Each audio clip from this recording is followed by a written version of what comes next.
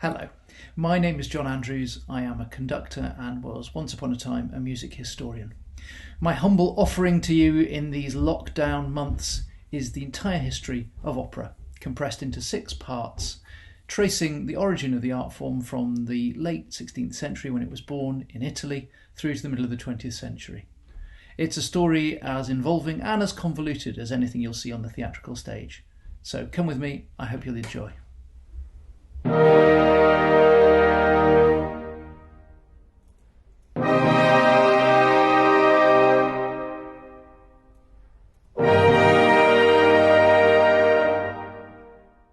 The story of opera is unique in the history of music because, unlike the origins of song and instrumental music and dance, which are lost in the mists of time, for opera we can actually identify the precise moment when it was invented.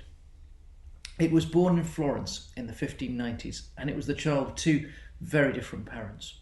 On the one hand, there were the courtly spectacles of France and the other great royal houses of Europe. These elaborate musical entertainments, called masques, were performed on special occasions. They were musical balletic extravaganzas, often based on classical allegory, and they focused on the monarch and the court, and often the king or the queen or both would join in the performance for the concluding dance. Opera's other parent was a very, very different figure indeed.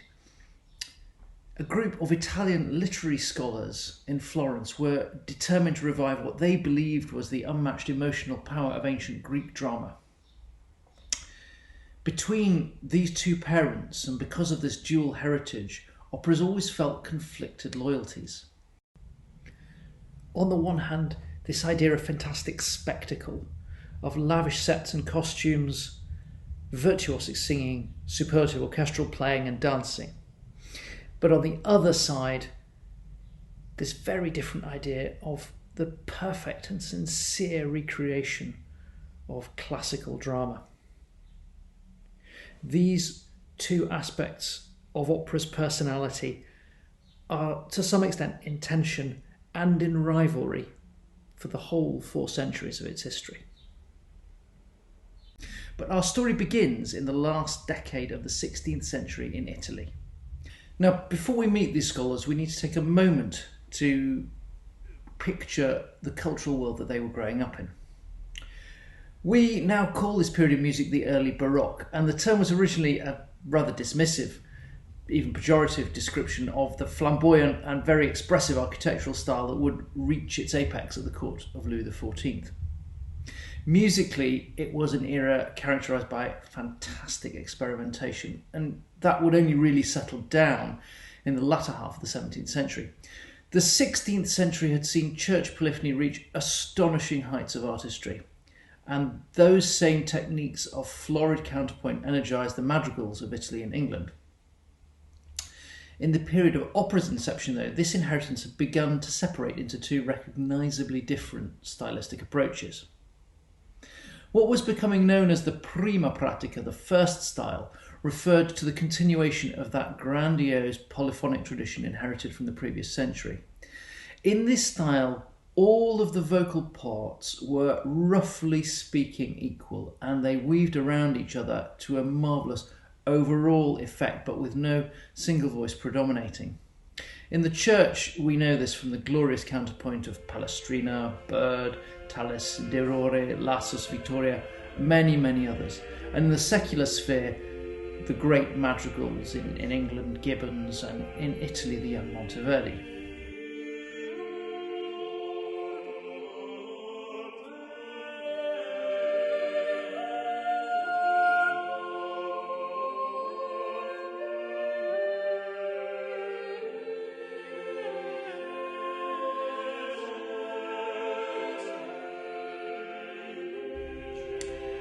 But many composers were beginning to feel the shortcomings of this style in expressing emotion, and this led them towards what Caccini called the stile moderno, and what Monteverdi would come to call the seconda pratica, the new style.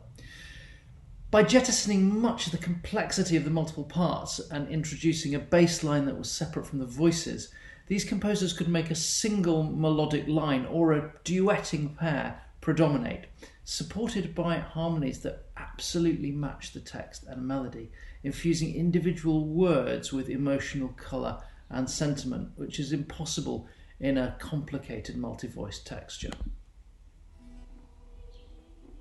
At its most extreme, this resulted in what we now call monody, a single voice over a bass line with supporting harmonies.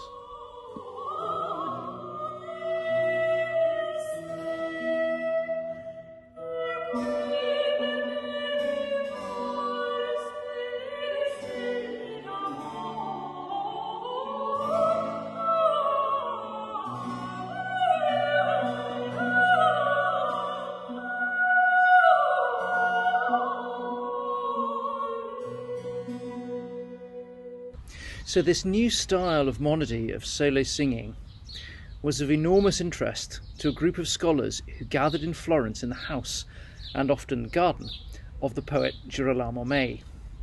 Dominated by Mai himself and the poet Giovanni Bardi and the composer Vincenzo Galilei, who for interest was the father of the astronomer, they became known as the Florentine Camerata, and their research into ancient Greek theatre produced some remarkable conclusions. Approaching these ancient texts for the first time since antiquity, Mai concluded in his work De Modis Musicis Antiquorum that the plays of Aeschylus, Sophocles and Euripides couldn't have been spoken, they must have been sung throughout. He could imagine no other explanation for the fact that contemporary commentators reported that the plays had a unique ability to move audiences to tears, to agony and ecstasy in equal measure, and even to have a moral effect on the audience, to improve them.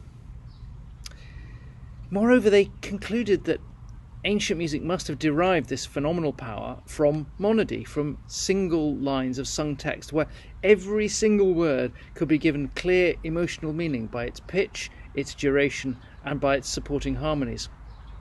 It was impossible, they concluded, that multi-voiced counterpoint could ever have had this direct, raw and emotional power.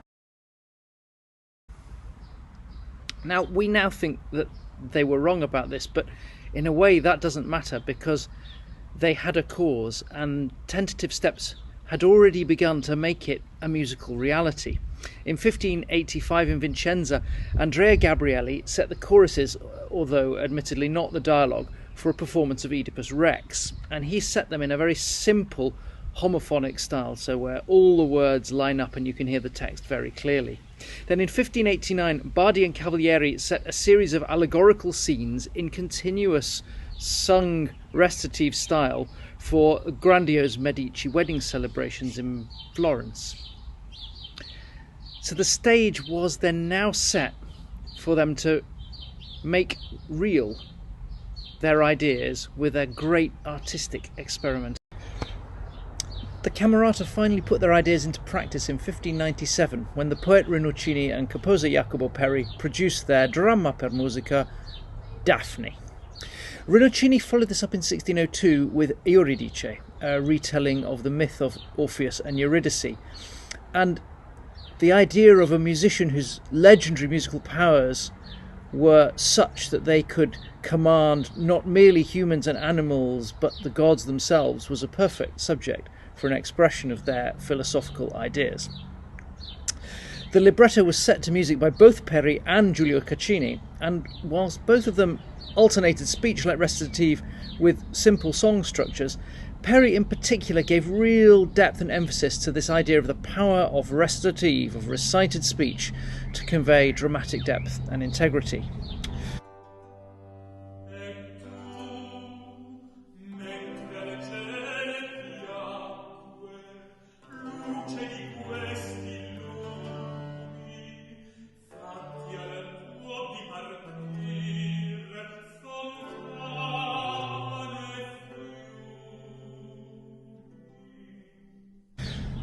Worthy though both these attempts were, the new art form now needed a composer of real genius to bring it to life with an undisputed masterpiece. Having heard Peri's Euridice at the wedding of Maria de Medici to Henry IV, the Duke of Mantua was intrigued, and he asked his poet Striggio to adapt the libretto as an entertainment for his court. His Maestro di Musica was asked to supply the music, and since 1601 That post had been held by none other than Claudio Monteverdi. Striggio expanded Rinuccini's original libretto, giving more varied poetic structures in the recitative, but also providing space for choruses, dance and instrumental sections.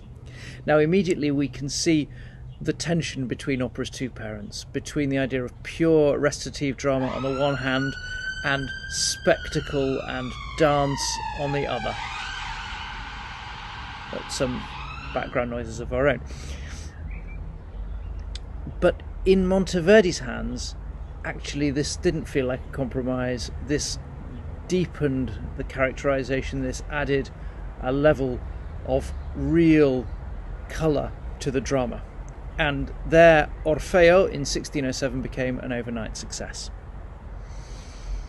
The idea of all-sung musical drama was born, and almost overnight it began to spread across all of Italy.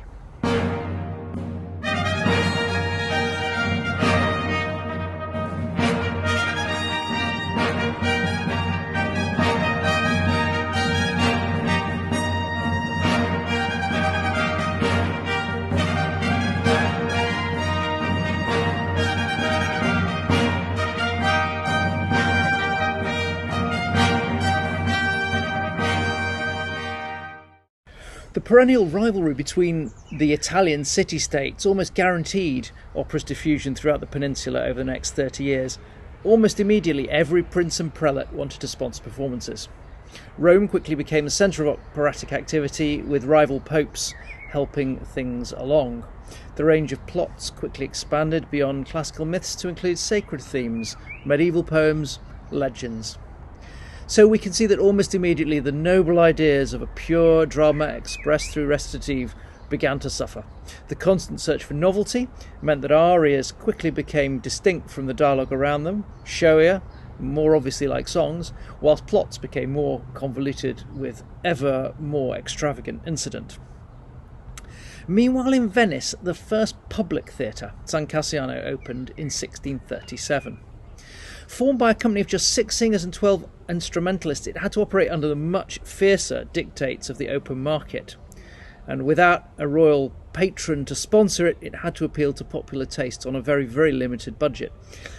Moreover, being born in this fiercely proud republic that was dominated by obscenely rich noble families, there was immediately opposition and rivalry between different aristocratic families, and 3 more theatres were quickly opened, each sponsored by different groups. But San Cassiano had an ace in their pack. 25 years earlier, Monteverdi had left Mantua to become the Maestro di Musica at St Mark's Basilica. He'd written a handful of operas since arrival, but now San Cassiano persuaded him to revive his Arianna, Ariadne on Naxos, which he'd originally written in 1608. The success of this revival persuaded Monteverdi, now in his 70s, to write once more for the public stage. Limited by commercial budgets, there could be no question of spectacular choruses, of dancing, of lavish orchestral effects. As a result of sheer financial necessity, Monteverdi was forced back to those original ideals of the Florentine camerata. In a final trio of masterpieces, whose gorgeously modulated speech song focus on drama and character and adherence to classical ideals, he brought the creative wheel full circle back to those founding principles. Unfortunately for us, the marriage of Aeneas and Lavinia is now lost, but of that final trio of masterpieces, the return of Ulysses and the coronation of Poppaea remain the crowning glories of the first half century of opera.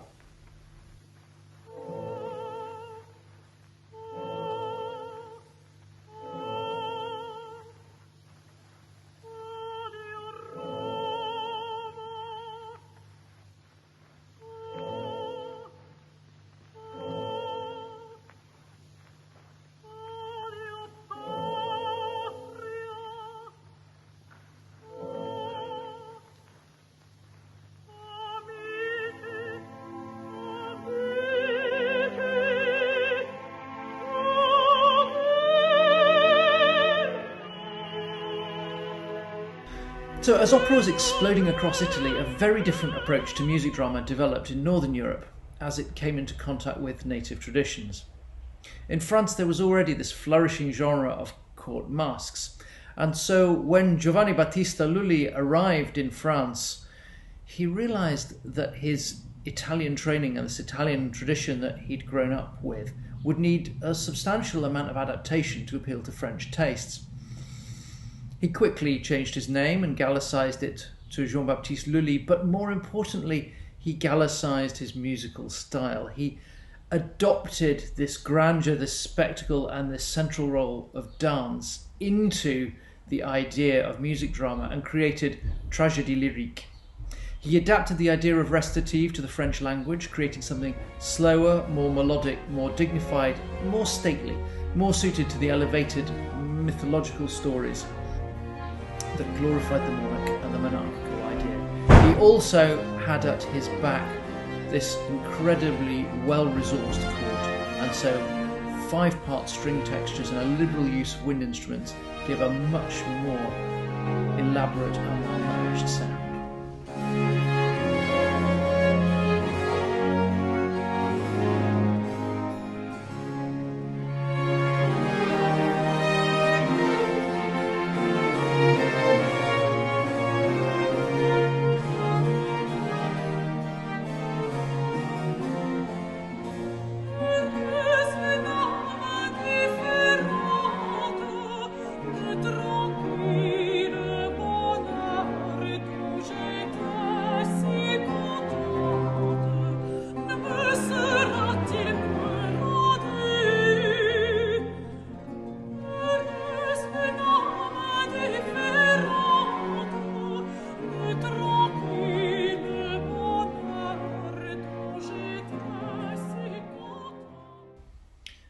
The masque tradition had also been established in England under James I, but had been effectively ended by the Civil War and subsequent protectorate, during which time the theatres were closed by the Puritan government.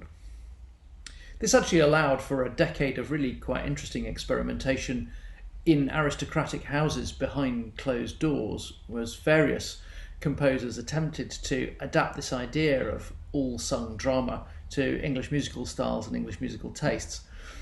But with the return of Charles II and the Restoration in 1660, the tastes at court certainly looked again to France. But in London, that was only ever half the story, because the royal family didn't have their own court theatre.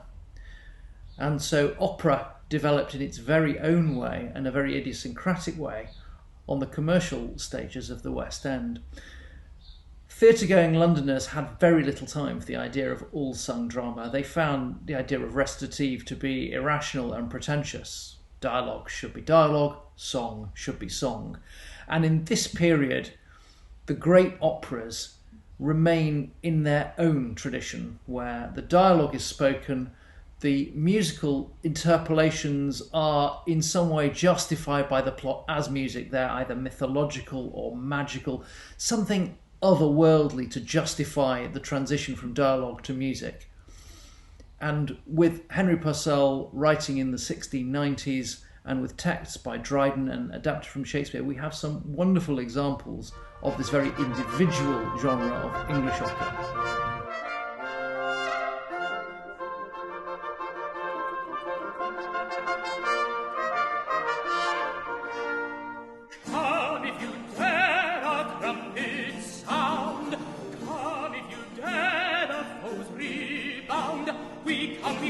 We come, says the double beat of that thundering drum.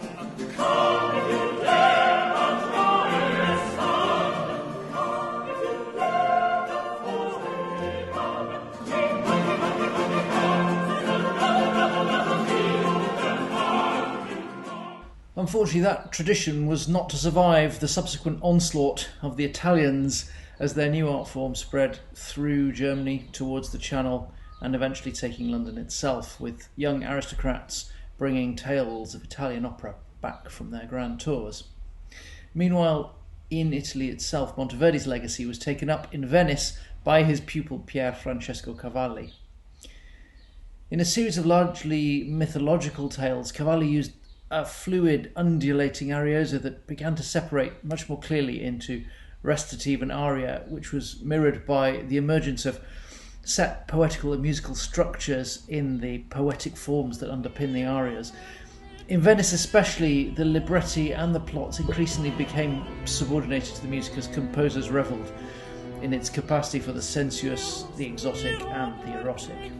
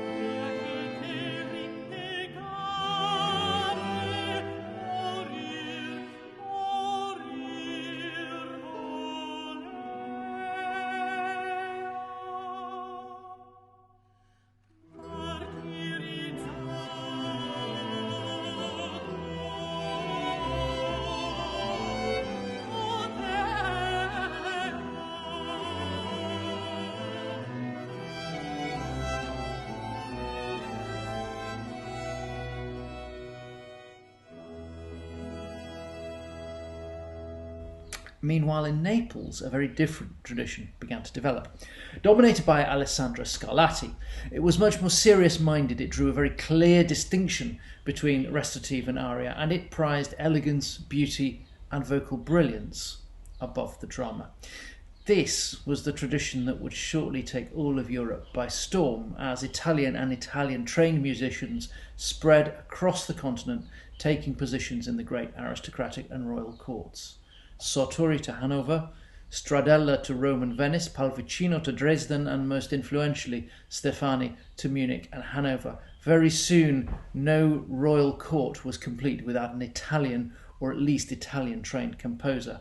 And it was through this generation, and Steffani in particular, that the form of the da capo aria finally took shape. And through that, the possibility of opera as a vehicle for star singers. That age, dominated by the Italian-trained George Frederick Handel, will be the subject of my next talk.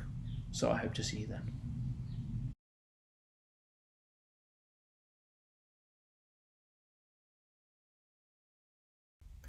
Welcome back to A Brief History of Opera. My name's John Andrews, and I'm here to keep your appetite for all things operatic whetted during this lockdown period. The last episode took us from opera's birth through to the end of the 17th century. This week, we follow it into the 18th.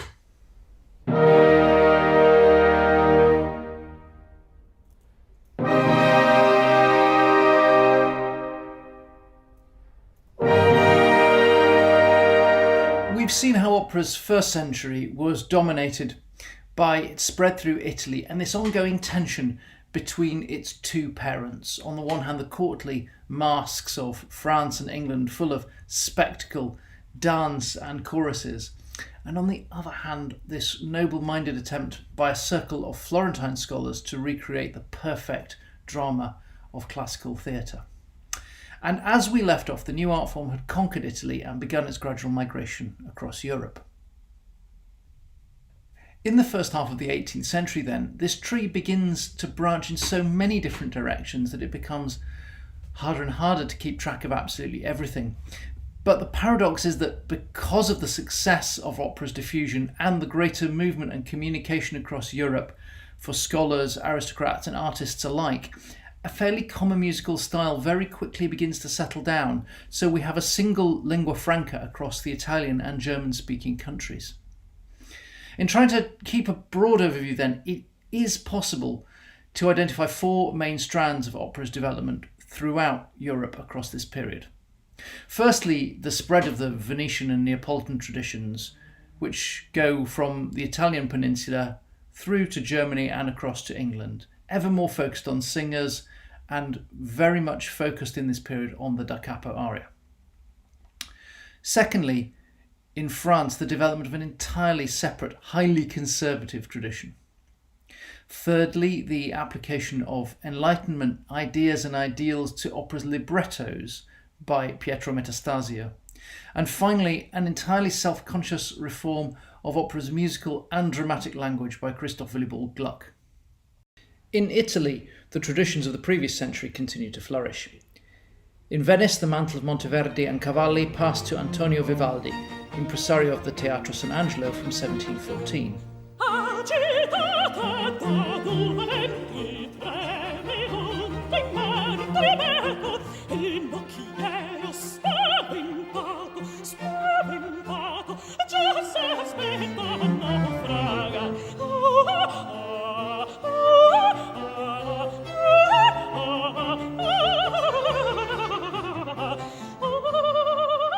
Meanwhile, the serious-minded approach of Alessandro Scarlatti in Naples diffused throughout Europe as Italian and Italian-trained musicians spread across the continent. Sartori to Hanover, Stradella to Rome and Venice, Pallavicino to Dresden, and most influentially Steffani to Munich and Hanover. Vivaldi himself also travelled to Mantua in 1718 and on to Vienna and Prague in the 1730s, collaborating with Metastasio and Goldoni. So we can see this Italian approach spreading across almost all of Europe. This diffusion cemented the process that had begun at the end of the previous century, whereby recitative and arias became completely separated from one another. Remember that the ambitions of those early Florentines were to tell the story entirely in genuine speech rhythms, so pitch and harmony were adding intensity and emotional realism to the text. Now, this survived into the 18th century within the recitative sections of the opera. They became drier and faster moving, often with just a harpsichord and cello accompaniment. And so dry did they become that they actually became known as secco recitative.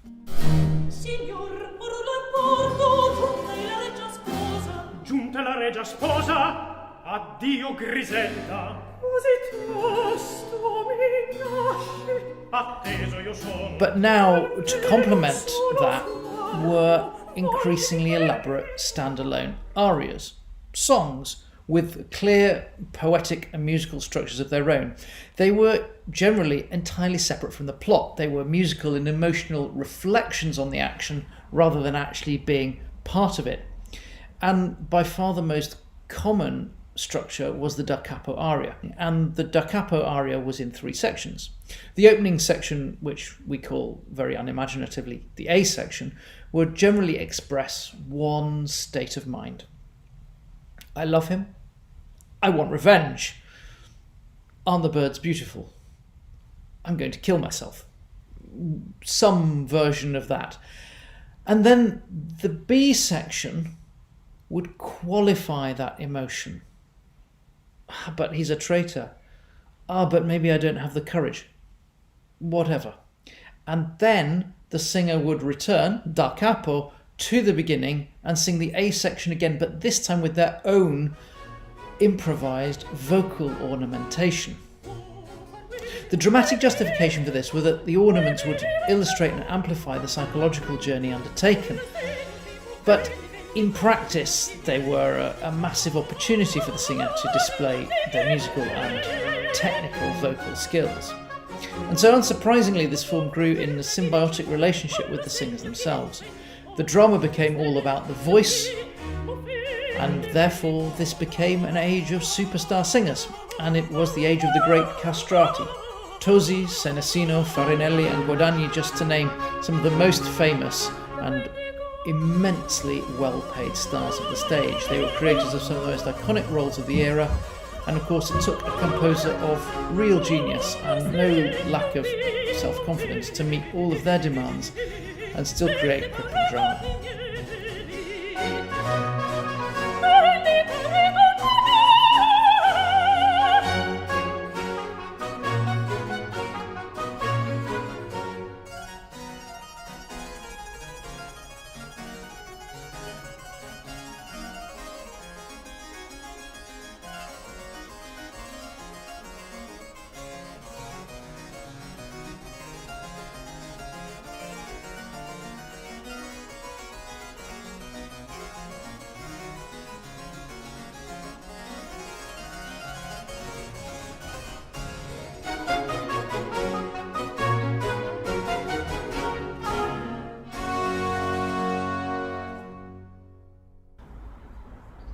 And at that point, a true colossus did indeed emerge to bestride the European stage.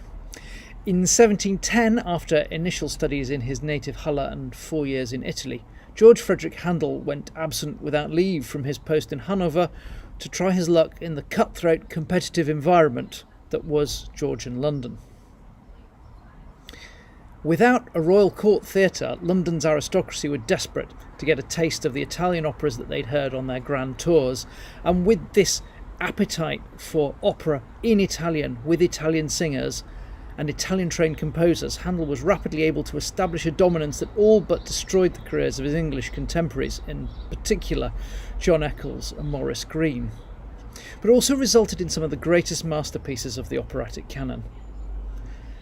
Taking London by storm in 1711 with Rinaldo, over the next 30 years he wrote 40 operas for the London public. In 1719 a company was set up, the Royal Academy of Music, specifically to produce Italian opera, with Handel as its director of music, and this resulted in a flood of towering masterpieces culminating in Julius Caesar, Rodolindo and Tamerlano. Unfortunately, then as now, producing opera, especially with the exorbitant salaries of imported Italian star singers, has proved catastrophically expensive, and in 1728 the company folded. For the next decade, Handel continued to write operas, taking the financial risks himself, but he was never able to spread the popularity of opera to the vast majority of London theatregoers.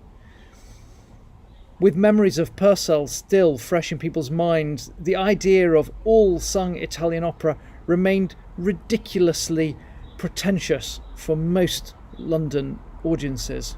They wanted something in their own language, and ideally they wanted rid of the exotic nonsense that was sung recitative. Handel was able to adapt himself to their taste and produce something far cheaper with unstaged oratorios, and that left firstly Thomas Arne and later J.C. Bach to provide London with their occasional Italianate pleasures. Although Arne followed Handel's lead in writing in English.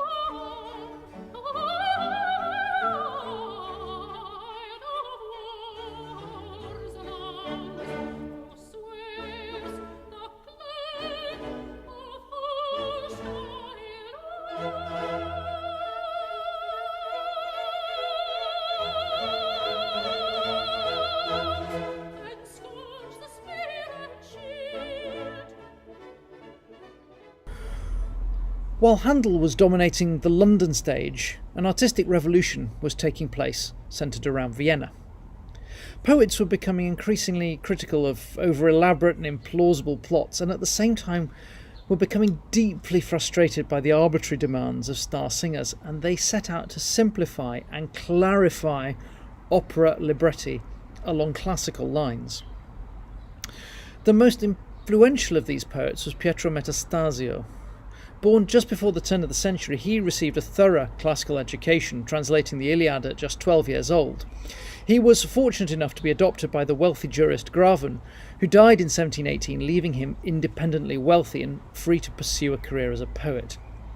Through his relationship with the soprano Bulgarelli, he became part of a musical circle that included the composers Hassa, Pergolesi, Scarlatti, Vinci and Leo, all of whom set his libretti. His appointment as court poet in Vienna consolidated his influence, and his plots and libretti became the backbone of serious opera for the next century. Attempting to apply a sense of classical balance and clarity, his plots typically focus on conflicting passions between a fairly small group of people. Usually set in Greco-Roman history or mythology, they generally feature two pairs of lovers, often separated by a tyrant, in a setting which allowed for scenic variety, pastoral, military, courtly. And therein are 3 balanced acts centering around a very specific number of da capo arias for each character. The principal characters would have the largest number of arias, and the plot was engineered so that each aria encapsulated a particular emotional state or affect. These are most perfectly embodied in the operas of his friend Hasse, who studied in Naples and went on to be Kapellmeister in Dresden before joining him in Vienna. He aimed at something clean and clear, and above all, something that reflected this monarchical idea of the perfect statesman, and it embodied the royal qualities of magnanimity, of piety, and of justice.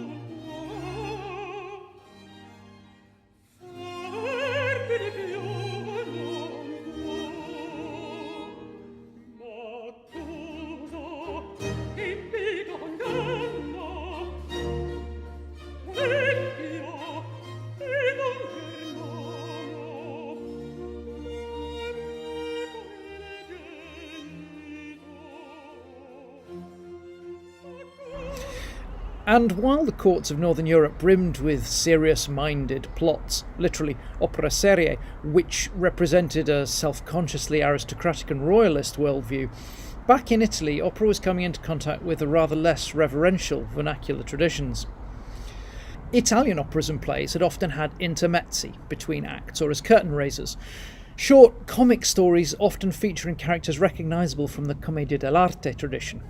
As this earthly and unpretentious genre met with emerging musical drama, so opera buffa was born. The first great examples of this come from the southern Italian home of opera, Naples, and the pen of Giovanni Battista Pergolesi. In a tragically short life, he wrote a number of fine serious operas, but is best known now, apart from his Stabat Mater, for La Serva Padrona, which epitomised the new comic genre with rapid, chaotic storylines and fast-paced finales. And we see here a new range of dramatic possibilities, because unlike in the serious stage, opera buffa delighted not just in solo arias, but in duets, trios and ensembles. So for the first time, the story could actually be propelled through the musical numbers, not just the recitative.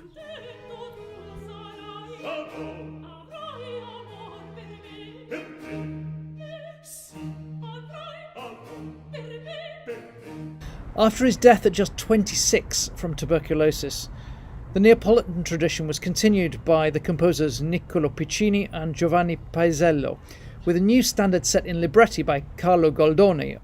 The greatest achievements of this era sadly have been eclipsed by Mozart and Rossini's later successes, but Paisiello's Barbara of Seville and Cimarosa's La Matrimonio Segreto, The Secret Marriage, are both glorious musical comedies. So while this common tradition, this shared musical language and musical approach spread across most of Europe, Parisian tragédie lyrique remained essentially unchanged since the era of Lully, who had died all the way back in 1687. It was preserved in aspic by lavish state sponsorship and a highly dirigiste royal court. Into this incredibly conservative world stepped a complete outsider. Jean-Philippe Rameau was a man who'd lived entirely outside the world of the court for most of his life, and so he developed an entirely individual musical language. He didn't compose his first opera until he was 50 in 1733, and his reputation as a musical revolutionary was only heightened by a close and fruitful collaboration with the famous atheist and freethinker Voltaire. We know now his serious operas, in particular Castor and Pollux and Dardanus, they are totally unlike those of his contemporaries.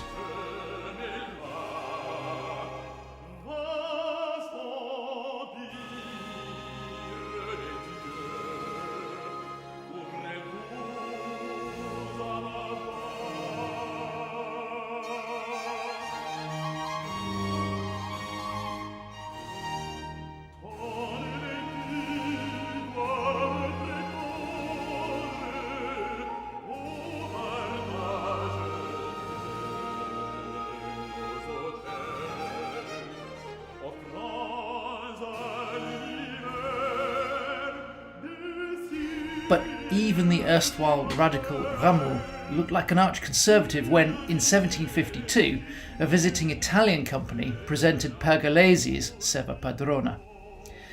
In what became known as the Battle of the Comedians, a whole host of younger composers, including Jean-Jacques Rousseau of Noble Savage fame, gathered around the new work, and Rousseau used it as a direct model for his comic opera Le Devin du Village in 1752.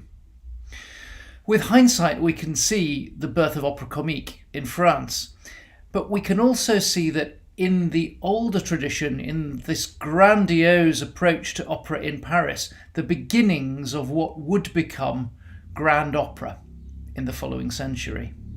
Now, while that controversy was burning itself out in Paris, in Vienna, a much more serious-minded attempt at reforming opera was underway. We've seen that Metastasio had set himself the task of purging opera's texts of their extravagance and chaos, large numbers of characters, ludicrous incident. And in the second half of the 18th century, Christoph Willibald Gluck took it upon himself to effect a similar reform of the musical architecture. Born in Bohemia, educated in Italy and widely travelled throughout Europe, he became court composer in Vienna and from the 1750s became profoundly influenced by these reformist ideals. Whilst Metastasio had purged the texts of operas of their unnecessary and unbelievable incidents, it was the vocal style that concerned Gluck. Dominated by dazzling vocal displays and ornamentation in this era, it just seemed to him as artificial and unbelievable as the old plots. He wanted to return the music to the role it had held in those pristine years under the Florentine Camerata, namely as purely supporting the drama, lending emotional colour and depth to the text, and never stepping beyond what was justified within the world of the drama itself. That pull of Florence exerting itself once again. In practical terms, this meant abolishing the da capo aria with the soloist repeating the opening section. It meant finding a simplicity of vocal expression that was completely natural to the dramatic situation. It meant an increased role for ensembles, so this was a new thing, so that characters could be situated within a real social and political context, and they could interact with each other rather than simply singing a series of solo numbers. It meant that the plots had to exist in a larger human context, and this meant integrating the overture and orchestral movements into the drama itself. But what was most radical about Gluck's reforms was that he set out to collapse the distinction between secco recitative and arias. There'd always been intermediate sections, there'd always been accompanied recitative, brief moments where the orchestra accompanied speech-like declamations. What Gluck set out to do was to collapse all of these three styles into one seamless, orchestrally accompanied arioso that could carry the plot. It's possible then to see Gluck as taking all of the best techniques available to him, these ensembles from opera buffa, large-scale choruses from oratorio and instrumental sections, and putting them all back in the service of that pristine ideal of opera as the noble expression of the drama itself. And it's probably no accident that, like the Florentine composers, he went straight to the myth of Orpheus, and it's his Orfeo of 1762 that encapsulates these ideas so perfectly. Now, whilst it might be said that Gluck's historical importance outstrips the quality or popularity of his own works, quite the reverse will be true of his younger colleague, and next time we will begin with the works of Wolfgang Amadeus Mozart.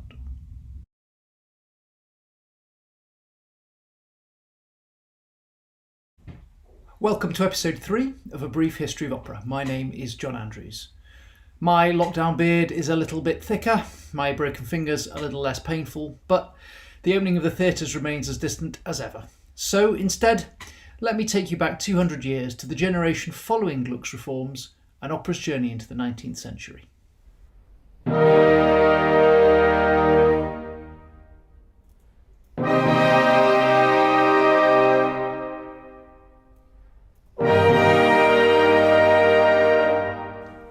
When most people think of opera, they tend to think of the great war horses of the later 19th century.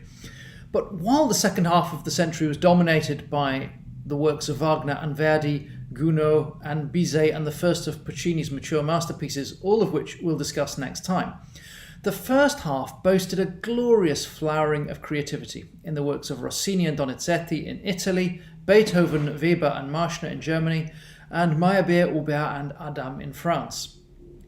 In a century dominated by immense political turmoil, 19th century opera was characterised by some seismic changes. Firstly, and most obviously, was the splitting of operatic traditions along later nationalist lines. German, French and Italian approaches to opera evolve in very, very different directions in this period, and we lose that sense of a continent-wide lingua franca that had characterised the previous century.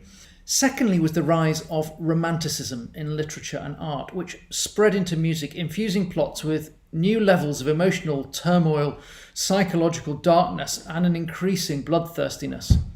This is the era in which hardly any opera is without its storm, and onstage death of sympathetic characters goes from being effectively a complete no-no to practically obligatory. Thirdly was the rise of Paris as the centre of operatic life and the consequent dominance of grand opera in the imagination of audiences.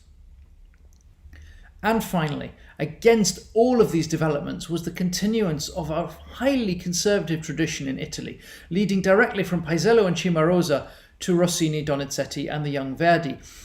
And it was against the perceived dramatic inadequacies of this older, codified tradition and approach that Wagner's radical challenge to opera's whole conception of itself as drama would come.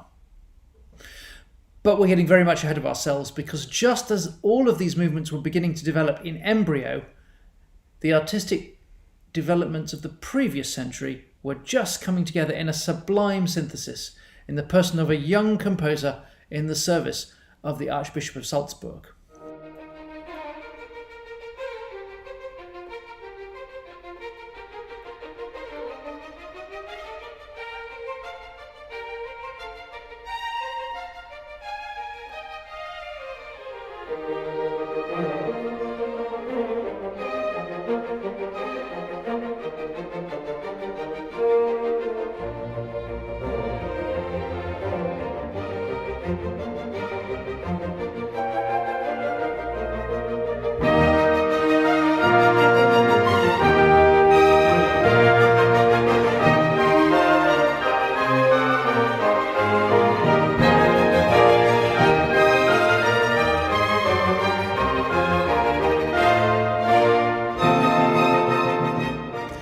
Johannes Chrysostomos Wolfgangus Theophilus Mozart grew up in Vienna, which had become the foremost musical centre in Europe, and more importantly a crossroads for all of these musical traditions. He grew to maturity surrounded by the heated reform debates centred around Gluck and Metastasio, which we discussed in the last episode.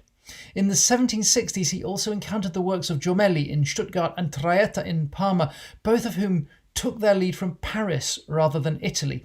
They showed him the dramatic possibilities of fusing the French use of chorus, dance and accompanied recitative with the vibrant and dramatic arias of the Italian tradition.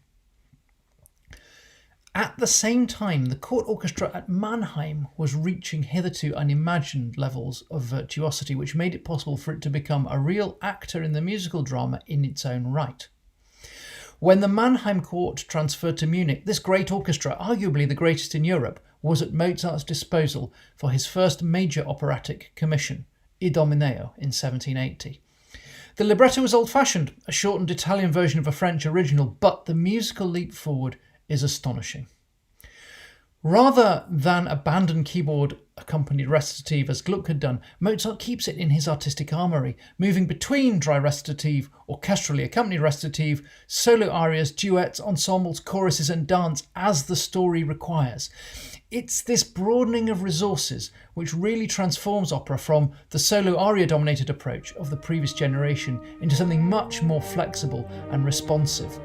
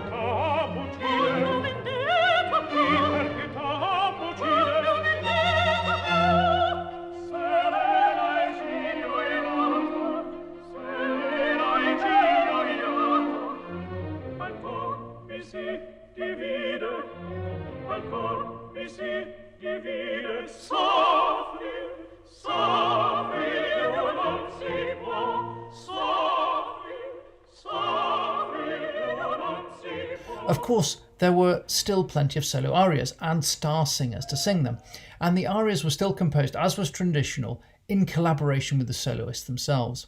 And we can see Mozart tailoring his music to their strengths and weaknesses, just as Handel had done in the previous century, rewriting arias for the revivals of his operas with new casts. But as his letters to his father make crystal clear, the ensembles, choruses and instrumental sections were entirely under his control. And what control? Mozart showed with flair and brilliance how large-scale musical structures could be built in opera. This was the age of the symphony, the concerto, the string quartet, and Mozart's ability to incorporate into his operas, especially in the finales, these complicated edifices of musical architecture, together with a free Italianate approach to melody and deep humanity in his characterization, is why his brief string of masterpieces remain at the heart of the repertoire today.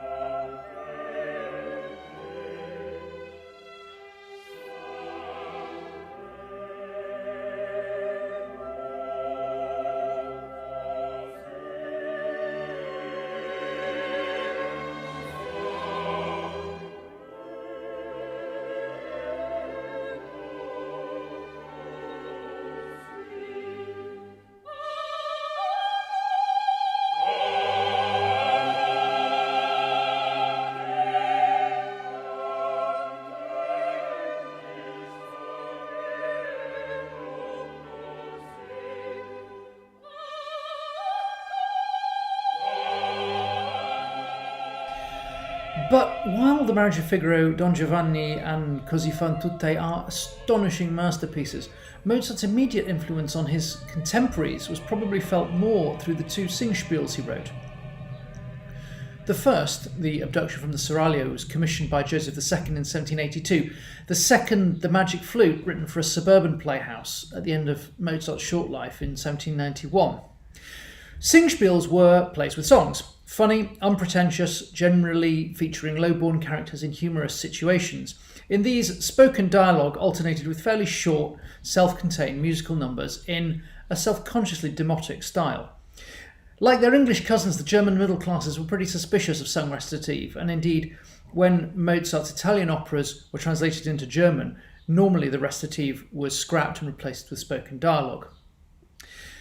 But in Seraglio and Magic Flute, Mozart had attempted to fuse the high ideals of Enlightenment opera with these popular vernacular traditions, raising the quality of music to a sublime level while still appealing to genuinely popular tastes.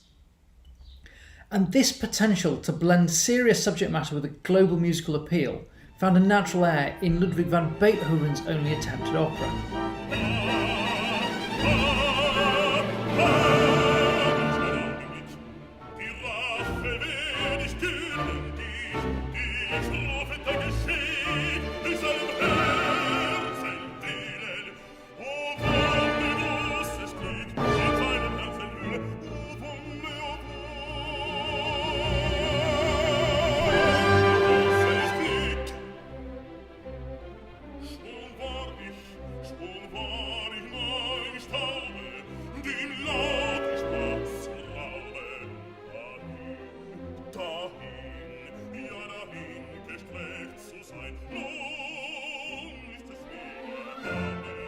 Fidelio was completed in 1814 amidst the turmoil of the Napoleonic Wars and can be seen as the last great work of the classical era and perhaps the first of the Romantic.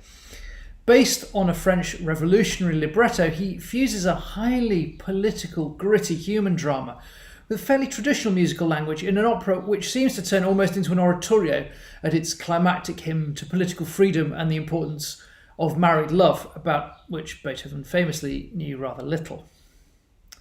And as Beethoven was penning his political drama, the movement in literature known as Romanticism was getting into full swing. Emphasising the strong interaction between poetry, music and the visual arts, it flourished first in the works of Goethe, Schiller and E.T.A. Hoffmann. It was characterised by a rediscovery of medieval history and legend, an interest in supernatural powers, and the first dramatic exploitation of really extreme emotions from sexual obsession to outright terror. With profound consequence for later generations, it also elevated the artist into an almost mythical figure whose authentic inner experiences elevated them above the mundane tastes and reactions of their audiences. In the opera house, the effect of this was that orchestras got bigger, harmonies more and more dissonant, and singing more declamatory and heroic. This finds operatic expression in Weber's Der Freischütz in 1821, a tale of curses and black magic in medieval Germany, quickly followed by Marschner's two Gothic horrors, Der Vampir and Hans Heiling.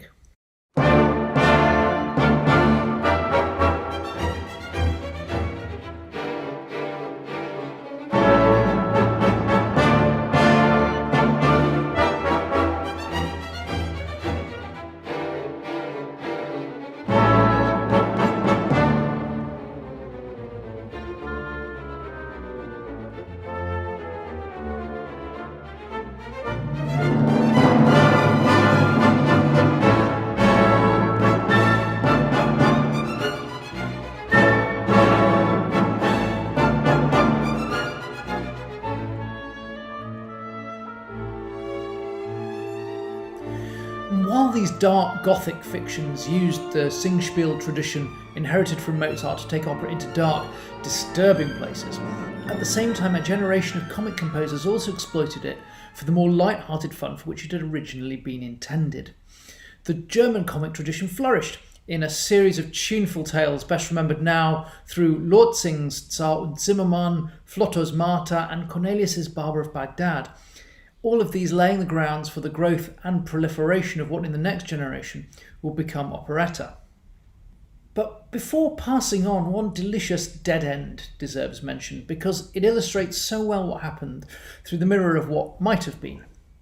The German composer and founder of the Vienna Philharmonic, Otto Nicolai, was a huge admirer of the Italian tradition and Donizetti in particular, and he felt that something really significant had been lost with the switch over to spoken dialogue at the beginning of the century, and he believed that Italianate vocal lyricism was completely compatible with the German language. He put his thoughts into practice with a delightful comic adaptation of Shakespeare's Merry Wives of Windsor in 1846, attempting to bring to the German vernacular the lyricism and unashamed tunefulness of the best of their Italian contemporaries. Unfortunately for us, he died only 3 years later at the young age of 39, and his experiment went no further. The German and the Italian traditions would remain destined to go in very different directions for the rest of the century.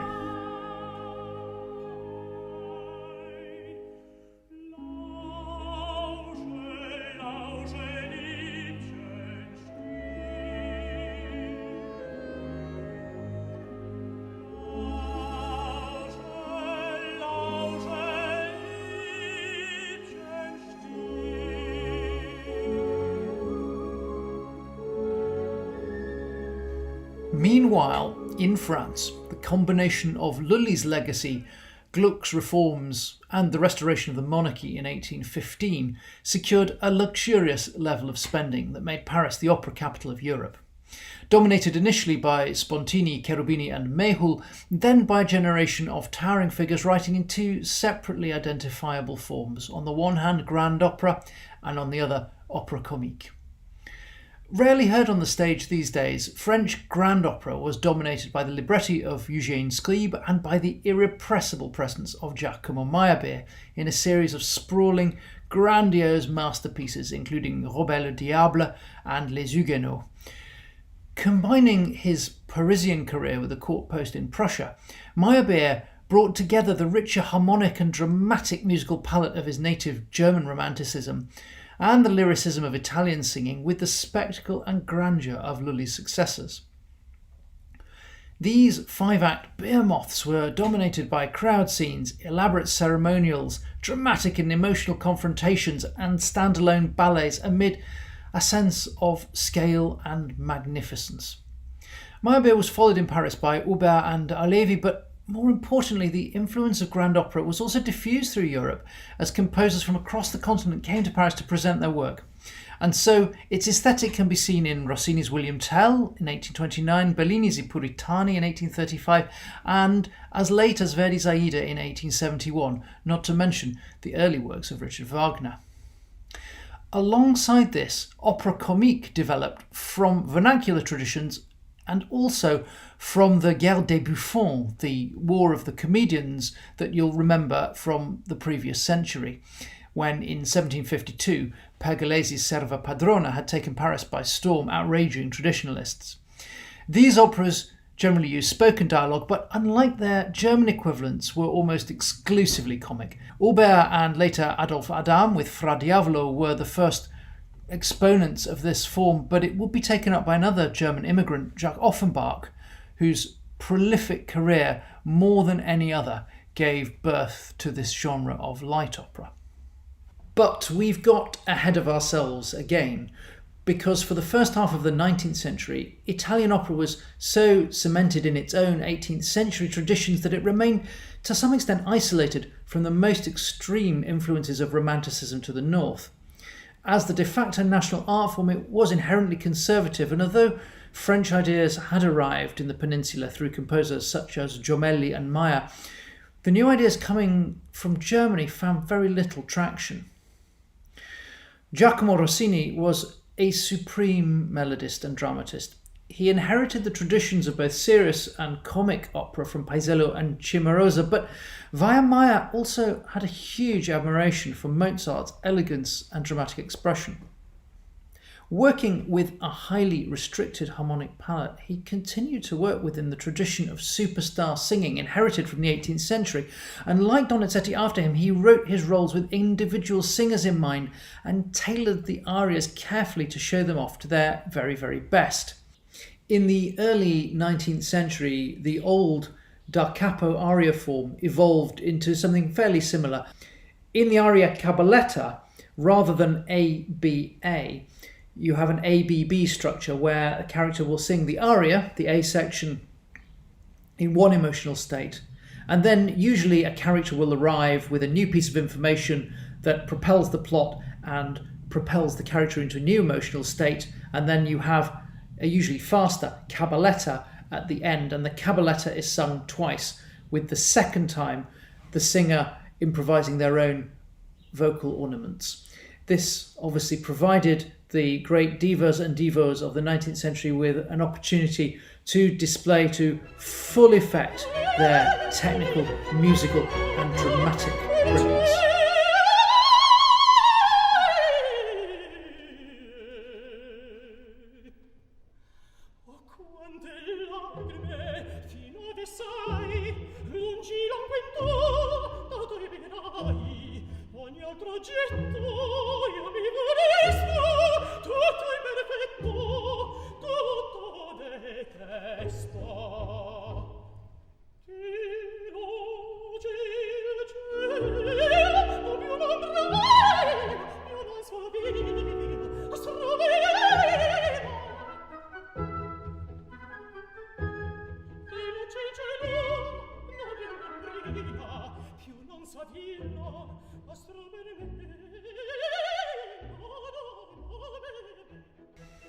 His operas demonstrate absolutely flawless structural control and pacing, and a brilliant delineation of character. In a series of serious operas including Armida, Ermione and La Donna del Lago, he won supremacy of the opera world with a magical combination of melodic invention, wit, pacing and crystalline orchestration. He readily embraced the emotional seriousness and psychological darkness of the Romantic authors, but through a musical style which remained emphatically rooted in classical harmonies and formal structures. He developed from Mozart and his native comic traditions the concerted finale and dramatic ensemble, and while he retained piano recitative in his comedies, he quickly moved into fully orchestral recitatives in his serious works, constantly undermining the distinction between aria and recitative. In 1824, he moved to the centre of the opera world in Paris, where William Tell was premiered, after which he retired aged only 37. Unfashionably for the time, he was happy for opera to be an entertainment for his public and artistically for it to be a negotiation with his singers who had substantial input into their roles, which remained some of the most technically difficult in all opera. The romantic idea of the composer as a tortured artist putting his life and soul into his work, heedless of an unappreciative public, was emphatically not for him, and he was content to spend the rest of his life in wealthy retirement as the grand man of Parisian musical life. His direct successor, Gaetano Donizetti, was a stupendously prolific force who once accepted a commission to write 12 operas in 4 years. Although he's best known for his comedies, The Elixir of Love and Don Pasquale, like Rossini, his reputation, fame and influence in his own time was based securely on his great tragedies, Anna Bolena, Maria Stuarda and Lucia di Lammermoor.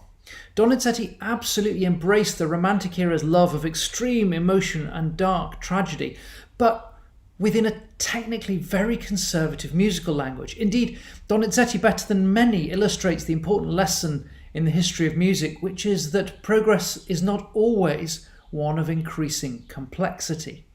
Donizetti's formal structures, especially his very rigid adherence to the aria cabaletta form, are often simpler and more codified than Rossini's much more exploratory style a generation before. Extrovert and dramatic though, Donizetti is largely responsible for creating the classic sound of Italian Romantic opera that we now know principally from his successor, Verdi. And it is to the highly disparate worlds of Verdi, Wagner and Gounod, as well as Offenbach and Johann Strauss, that we'll journey next time.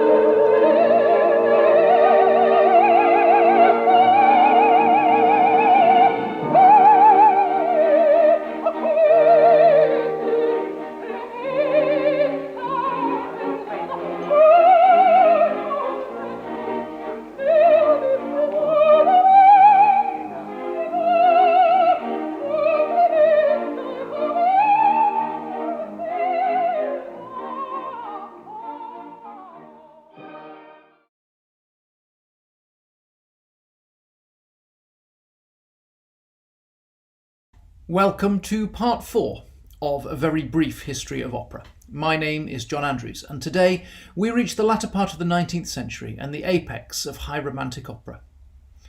6 of the most popular operas of all time come from this 50-year period, in which the foundations of romantic musical drama laid down in the previous half-century, rich chromatic harmonies, dazzling orchestration and powerful declamatory singing, came to maturity with some of the most heartbreaking dramas of all time. Some audiences mourned the loss of the more refined beauty of the past, and during this period the term bel canto, beautiful singing, was coined to refer nostalgically to the previous generation of Rossini, Bellini and Donizetti. But those voices were few and powerless against the popularity of these new operas. The dominance of these works and this period has come to define opera in the modern popular imagination. For good and for ill, this is a period whose social and sexual attitudes are very far from our own, and the widespread characterisation of opera as essentially 19th century and tragic in its aesthetic outlook does a grave disservice to both the preceding centuries and our contemporary art. but that is a price that we seem destined to pay for the overwhelming popularity of these undoubted masterpieces.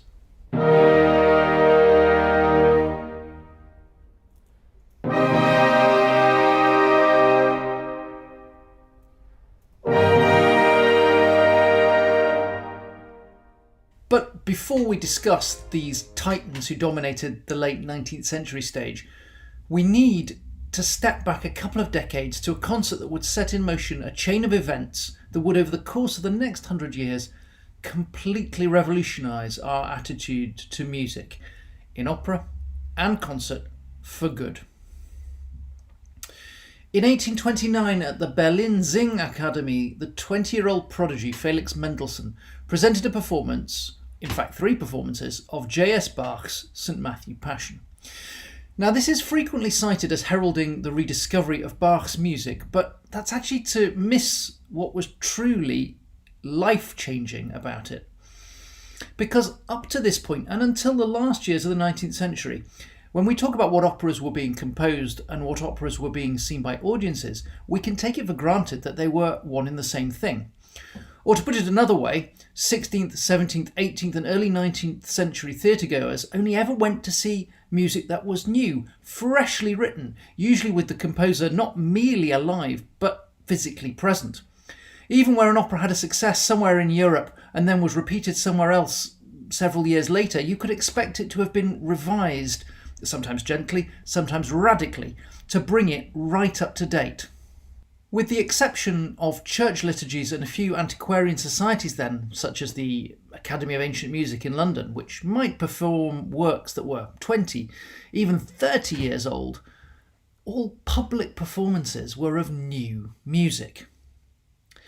So it's really rather missing the point to say that Mendelssohn discovered Bach. Musicians had always known he was there. The point is that while they regarded him as worthy of study, of profound respect and technical emulation, that was not the same as thinking he was suitable for performance to a general public.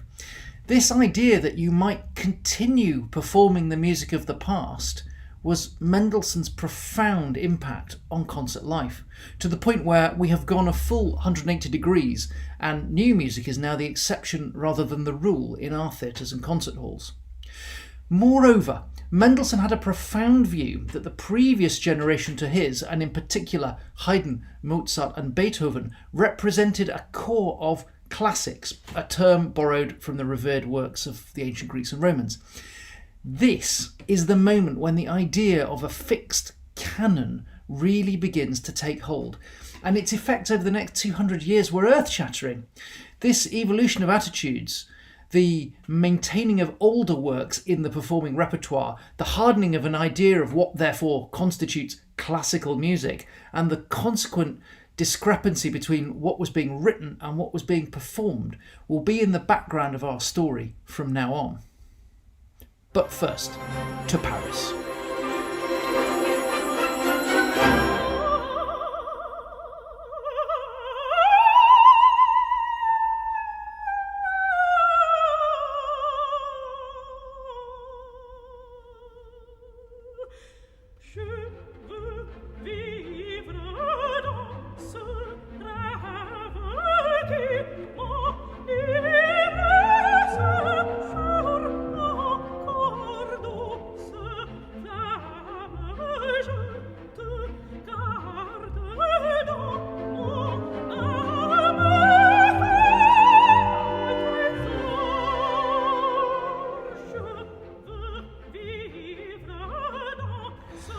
Dominating the Parisian stage in this half-century, lyric opera shared much of the scale and sumptuousness of the grand opera of the previous generation, not least the expansive 5-act structure and self-contained ballet sequences, but in character and subject matter, these dramas tended to be more intimate and more character-driven, and this is an age of truly great characters in opera. The genre was dominated by Ambroise Thomas, whose undoubted melodic gifts and beautiful orchestration were not always matched by a secure grasp of dramatic flow, and Charles Gounod, whose two greatest works, Faust in 1858 and Romeo and Juliet in 1867, have proved to be perennially popular, with a sure grasp of drama, vivid personalities on stage combined with glorious melodies and sumptuous orchestral textures.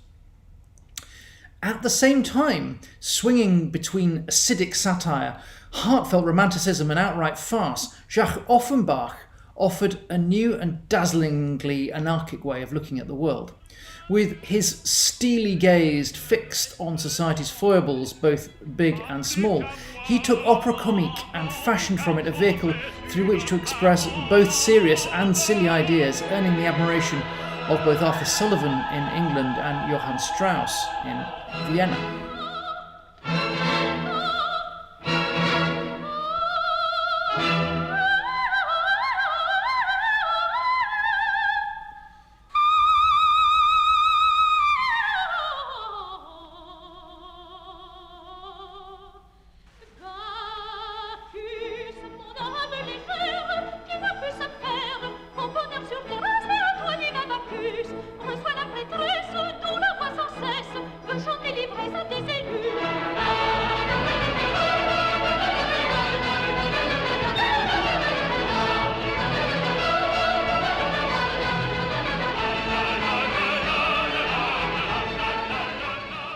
There is something truly Protean about Offenbach's output.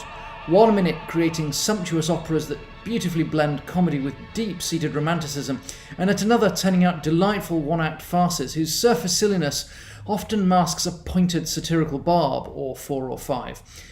At his best, these disparate elements combine in the same work, and it's in this period that people start to draw a distinction between opera, generally now seen as all sung, and operetta, where there are substantial amounts of spoken dialogue. Whilst this may be a reasonably convenient distinction, it's not terribly meaningful, and comic opera, light opera and operetta can be used pretty interchangeably, and the distinctions rarely offer much illumination of a work's character or quality. Because as so often in musical history, it's the masterpiece that can't quite be fitted into any category that's enjoyed the greatest posthumous success and has had the most profound influence.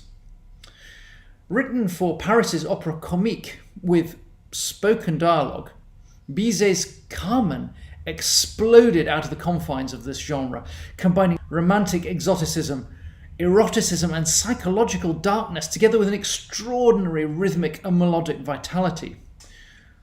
Unfortunately, Bizet died shortly after the premiere and never knew the phenomenal scale of its success.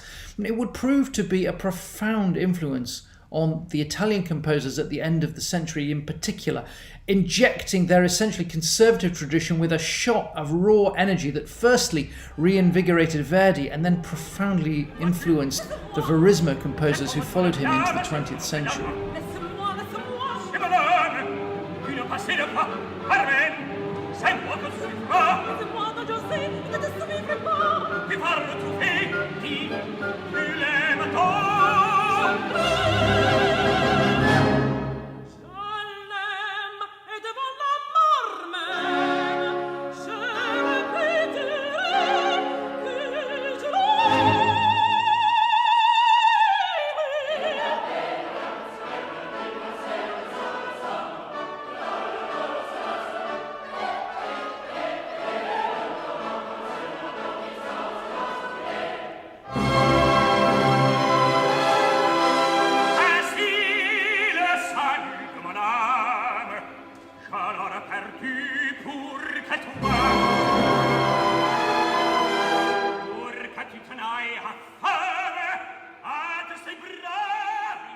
And so we turn to Giuseppe Verdi. He has been described as no less than the whole of Italian opera after Donizetti. And that statement encapsulates two truths. The first is that Puccini, his obvious successor, was as much an heir to Wagner and Bizet as he was to the Italian tradition, but it also recognises that Verdi's melodic and dramatic flair completely eclipsed both of his older contemporaries, Giovanni Pacini and Saverio Mercadante. Of his 26 operas, 2 comic and the rest tragic, Almost all are still performed today as part of the regular operatic canon. He came into his power alongside Italy's struggle for unification, and his early choruses in particular, imbued as they are with that nascent nationalism that was firing the Italian city-states, contributed in no small measure to his success. But more importantly, his artistic evolution in Italy was slow and solid in a way that was only really possible within this very conservative environment. He adopted wholesale the structural conventions and sound world of his predecessor Donizetti, and then slowly but surely adapted and transformed them into something very clearly his own. Well into his middle period, he clung to the clear established formal structures of recitative and aria cabaletta, and he continued, as his forebears had done, to tailor roles around specific singers, although he did balk at the continued assumption in Italy that he teach them their arias personally. But in spite of this apparent reliance on fixed formal musical structures, Verdi's ability to pace a scene, to control the flow of drama between characters, has very few rivals. His brilliant delineation of character created some of the most memorable heroes and heroines of the century. Gilda, Violetta, Falstaff, Otello, to name but a tiny fraction. The growth in the size and range of the orchestra in Germany left him largely untouched, and so whilst his sound world is darker and richer than his predecessors, it remains very audibly their child. He also rejected all of the mythology and symbolism and, for the most part, supernatural elements prevalent in romantic plots, and he concentrated on clear human dramas. He came to maturity with a trio of undisputed masterpieces: Rigoletto, La Traviata and Il Trovatore, all of them concise dramas driven by human weaknesses, redeemed by a deep humanity. He then absorbed the grandiosity of the French tradition, culminating in Aida in 1871. There followed an astonishing 16-year hiatus, during which time he composed no new music, but instead absorbed the challenges set to him by the raw, visceral power of Bizet's Carmen on the one hand, and the dramaturgical revolution of Wagner on the other. He emerged from this in his 70s to produce two final masterpieces, Otello and Falstaff, and I think there's no coincidence in the fact that they're both Shakespearean adaptations. The consummation of the Italian tragic and comic traditions respectively, bringing a plasticity of melody and form to those old structures before it finally gave way to the new operatic world that had been envisioned by Wagner.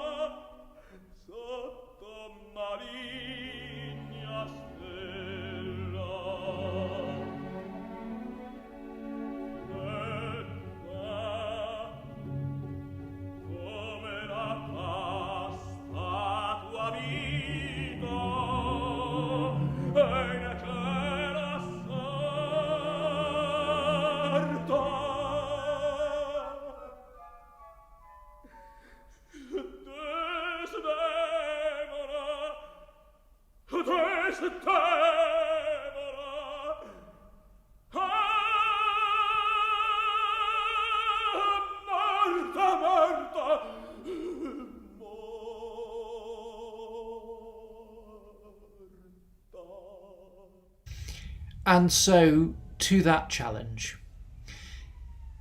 It is quite impossible to overstate the influence of Richard Wagner on musical theatre, either in the 19th century or indeed the 20th. The literature abounds on Wagner's life, works and influence, and I wouldn't dare to step into any of those debates. Here I can only try to place him within the broader narrative of opera's history, where Verdi took a tradition and refined it and revived it. Wagner broke it apart in an attempt to start again from the very beginning, because in many ways he is the embodiment of those ideas that had first animated Florentine scholars nearly 3 centuries before. Indeed, his preferred designation of his works as music dramas rather than operas harks back to that very first drama per musica back in 1597. His aim was nothing less than to restore the idea of opera as the most perfect imaginable synthesis of music and theatre.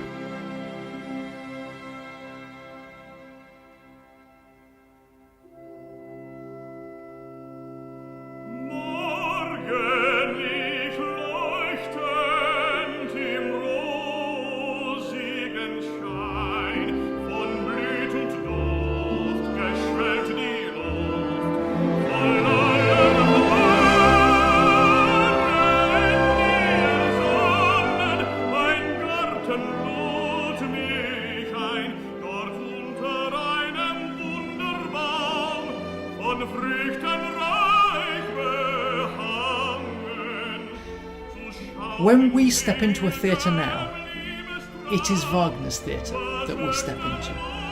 The very idea of letting that building and that space absorb us and allow us to immerse ourselves, taking us completely out of the present, is his. A pioneer of electric light, he was the first to dim the house lights to focus the audience's attention on the stage. Most opera houses have been designed for the audience to admire each other as much as the performance. And 17th and 18th century Italian theatres even had curtains in the boxes that could be drawn, rather like turning down the television volume if the performance ceased to entertain. In his purpose-built opera house at Bayreuth, he even sank the conductor and orchestra out of sight to make the stage the sole focus of attention. The idea of the production, the set and costume being designed specifically to the piece is largely his. Theatres would regularly use stock sets, and singers were still bringing their own costumes to productions elsewhere in Europe well into the 20th century. In short, asking an audience to genuinely maintain suspension of disbelief for the full duration of a performance comes from him. His influence pervades every question that we ask about how we should approach art and music. As a young man in Europe, Wagner naturally absorbed the prevailing operatic traditions. Rienzi in 1835 emerges very much from the world of Meyerbeer's grand operas, whilst The Flying Dutchman in 1843 builds on the ghostly, mythic world of Weber and Marschner. How revolutionary Flying Dutchman is, incidentally, can be gauged by the fact that it shares a date with Donizetti's Don Pasquale. But these two traditions, the ghostly and the grand opera, find a kind of accommodation with one another in his next two operas, Tannhäuser and Lohengrin. His career was then interrupted by the Europe-wide revolutions of 1848-9, and as a young, radical and passionate Democrat and nationalist, Wagner found himself exiled to Switzerland. There he begins work not only on his great tetralogy The Ring, but also several essays, including The Artwork of the Future.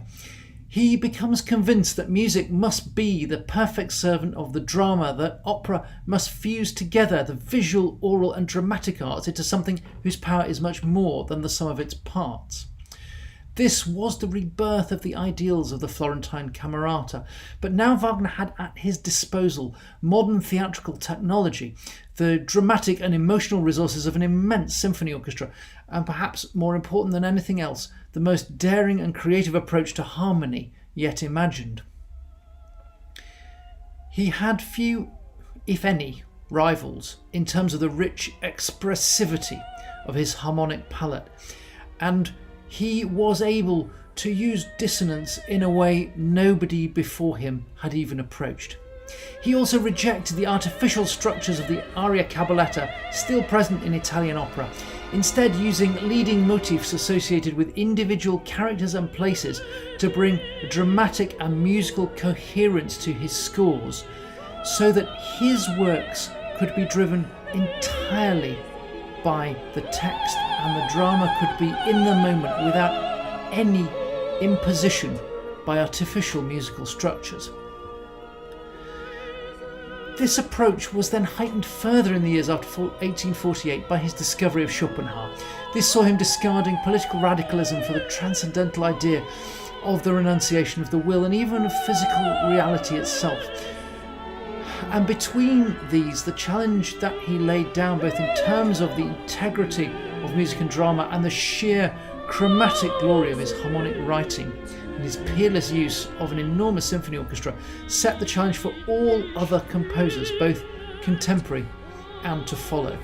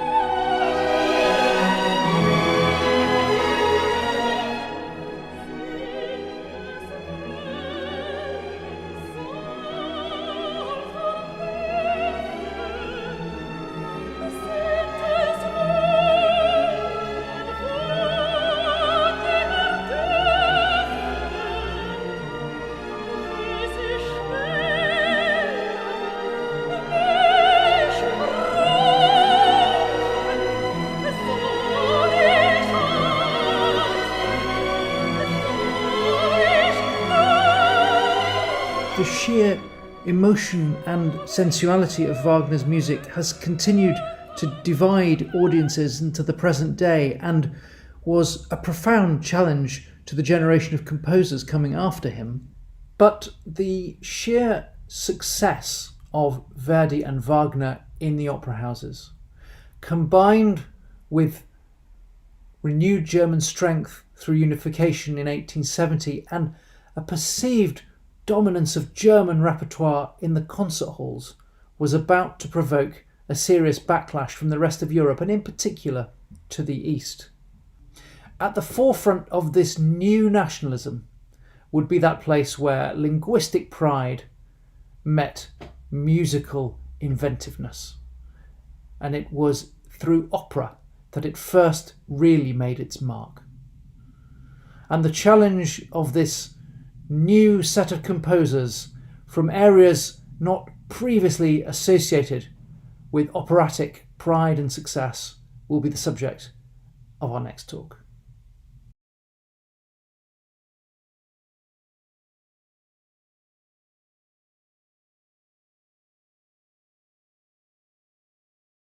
Welcome back to a very brief history of opera. My name is John Andrews, and today in episode 5 we will look at the operatic expression of one of the most powerful forces in the 19th century, nationalism.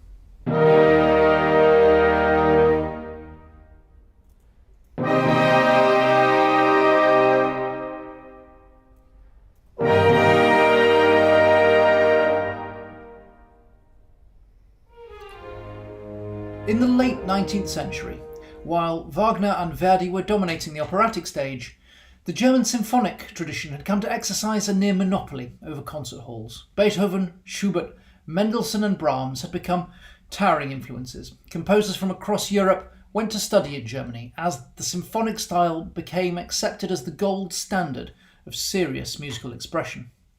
But even as these giants were bestriding Europe's concert halls, a revulsion was building, not only in those lands that were politically subordinated to Austro-German rule, such as Bohemia, but also in the rising power to the east, Russia.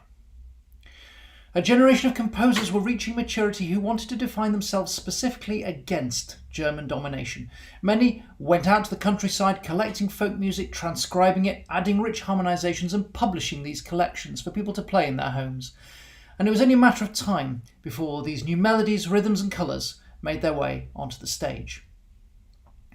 In Russia, Glinka, Dozhomysky, Mussorgsky and Rimsky-Korsakov, and in Bohemia, Smetana and Dvorak set out to create opera not merely in their own languages, but in distinct national and local styles, beginning a fracturing of tradition that would only accelerate into the next century. But first, let us turn briefly to the West.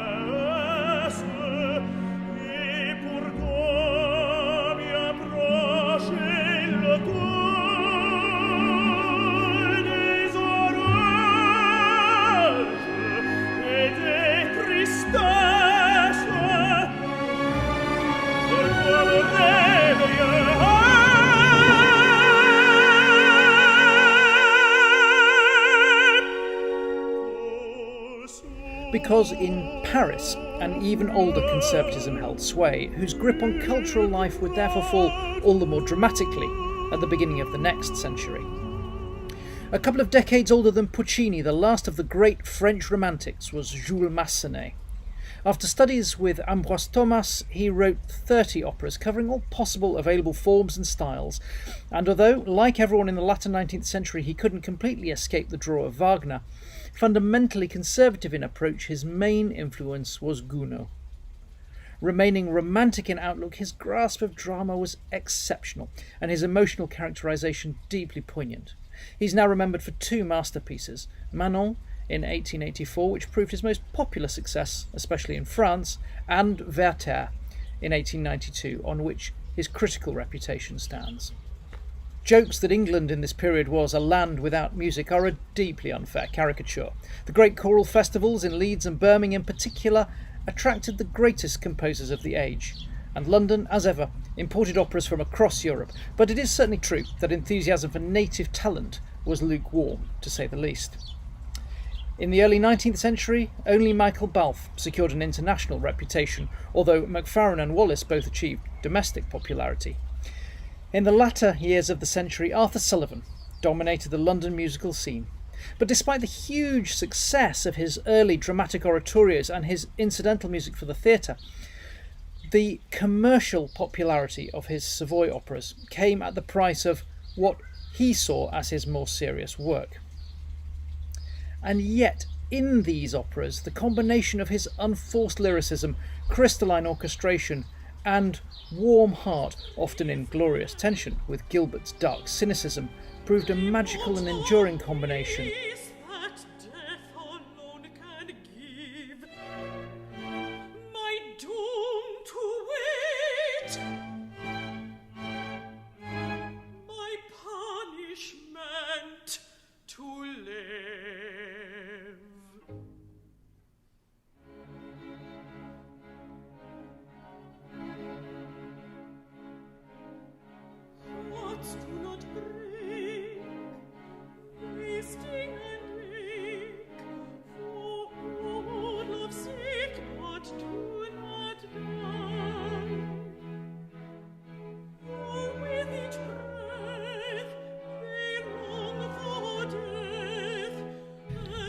Not unlike London, St. Petersburg had traditionally preferred, where at all possible, to buy the best foreign composers.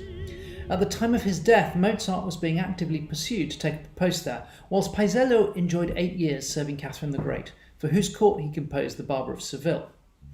But Russia had, since the reforms of Peter the Great in the 17th century, always had one foot in the west, often symbolised by his new capital in St. Petersburg, and one in the east, the old Muscovy that lived in Russia's traditional past of religious orthodoxy and political absolutism. And by the late 19th century, a real fissure was opening up between these two senses of Russian identity as they were expressed in the arts. And Russia's cultural institutions, most notably the St. Petersburg and Moscow conservatoires, remained rooted in the Western attitude that European music, and specifically the German symphonic form, was the apex of musical sophistication. But a real sense of pride in older native traditions was bubbling up to the surface, and in the middle of the century, two composers would light the way to a distinctively Russian approach to music and to opera in particular, Mikhail Ivanovich Glinka and Alexander Dazhomysky.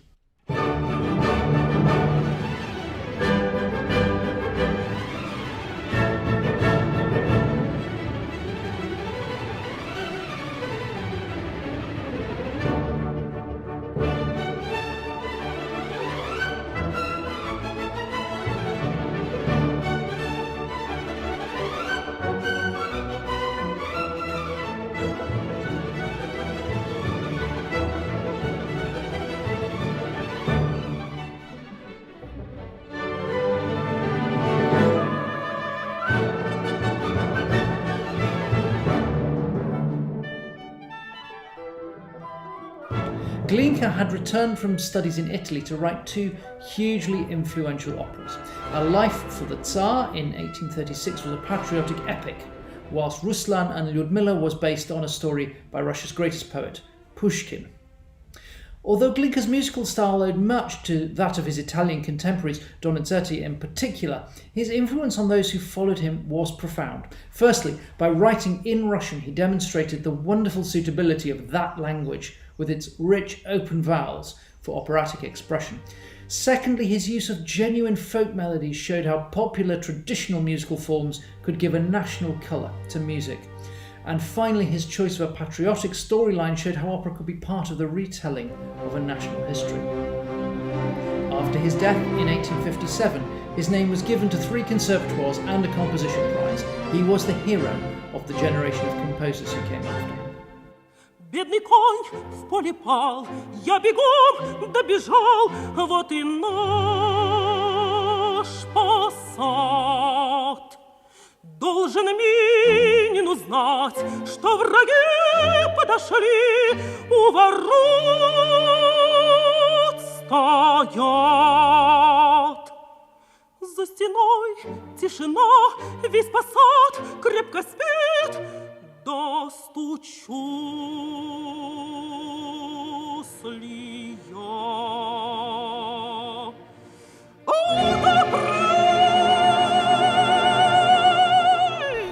But possibly even more influential on the development of a genuinely Russian musical language, his younger colleague Darzymiński is one of those composers whose role in musical history is profound, despite the paucity of his own output. He was a true believer that singing, in opera in particular, should absolutely match the natural rhythms and inflections of the spoken language. Just as it stands, he said, so that the inner truth of the text should not be distorted. And he set out to make this a reality in Russian. In his opera, The Stone Guest, a version of the Don Giovanni story, he eschewed aria forms and instead developed a free recitative arioso approach, which mirrored the aims absolutely of those original Florentine scholars, but this time rooted completely and absolutely in the cadence of the Russian language itself. His mantle, and indeed the literal task of completing his unfinished opera, fell to a group of 5 composers who came together in St. Petersburg in the 1860s, determined to create a specifically Russian music. Led by Mily Balakirev, the mighty handful, as they were known, also comprised Kuy, Rimsky-Korsakov, Borodin, and most influentially for Russian opera, Modest Mussorgsky.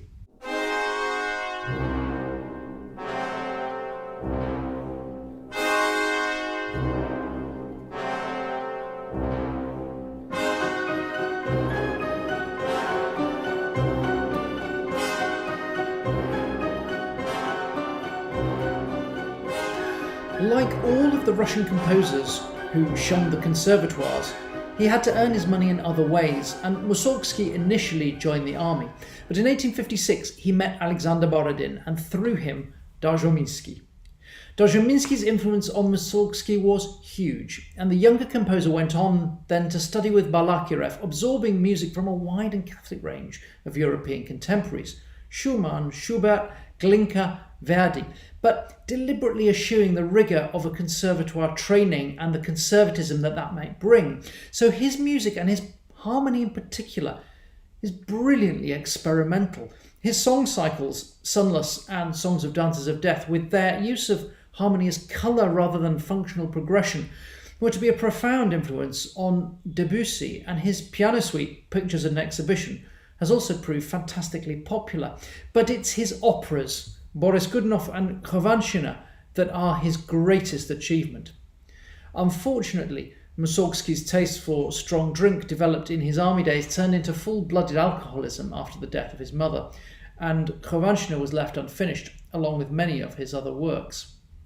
In the decades after his death, his more conservative and cautious colleague, Rimsky-Korsakov, who of course composed some notable operas of his own, prepared performing versions of Mussorgsky's work which toned down the roughness and rawness of his harmonies and orchestration in order to make them palatable to contemporary audiences. But In the 20th century, his originality and raw energy were rediscovered and came to be venerated by a generation of Russian composers, including Shostakovich, and it's precisely this raw, rough directness and combination of dramatic recitative and Slavic lyricism that make them so very popular today.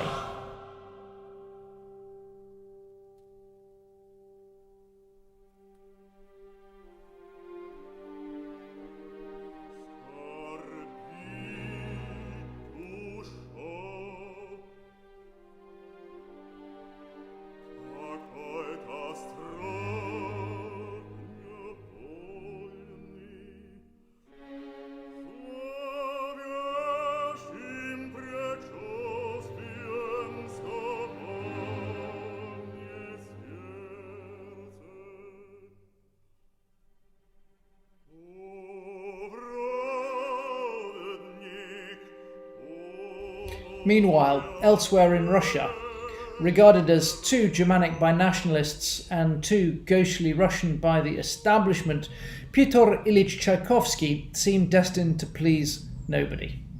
Except, fortunately for us, audiences. In a life as dramatic as many opera plots, Tchaikovsky struggled with demons both internal and external, but few composers of his generation have achieved such widespread popularity. His operas are perhaps not as well known as his symphonies or ballets, but of the 11 that he wrote, Eugene Onegin in 1874 and The Queen of Spades in 1890 contain some of the most beautiful music, heartbreaking tragedy and psychological insight of anything on stage.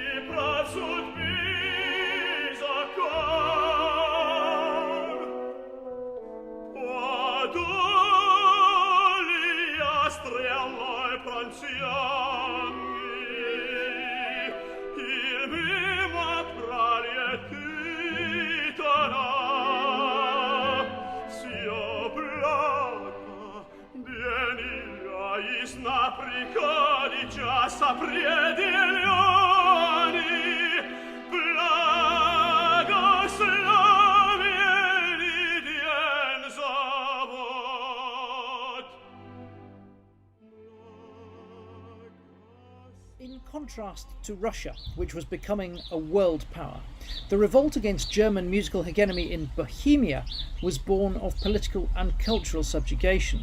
Part of the Austro-Hungarian Empire for centuries, the Czech lands remained under imperial rule, and although the Emperor Joseph II's attempts to eradicate internal national identities and cultures had foundered, the language of government and business in Prague was still German, as it had been during Mozart's triumphant visits in the 1780s.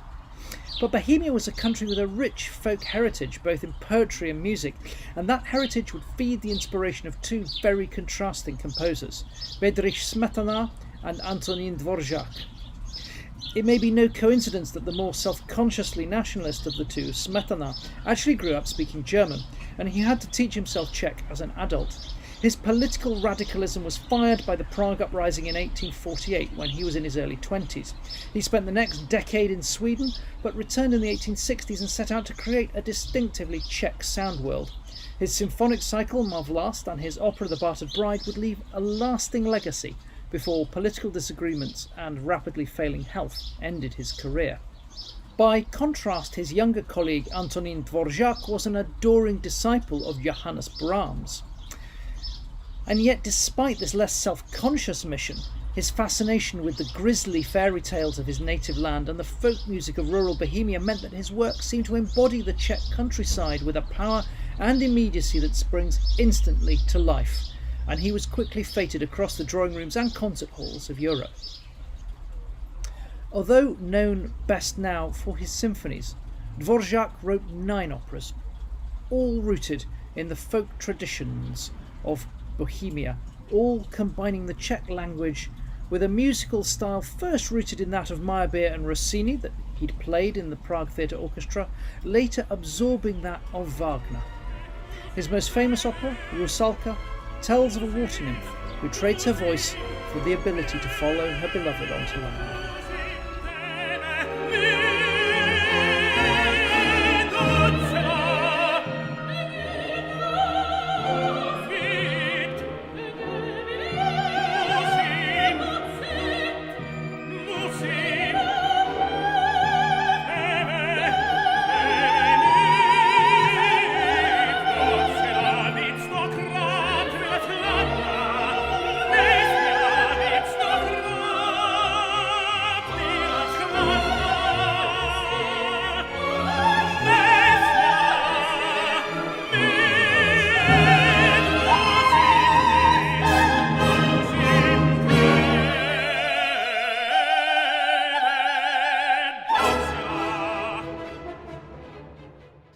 A less likely biography of an opera composer could hardly be imagined than that of their younger colleague Leos Janáček.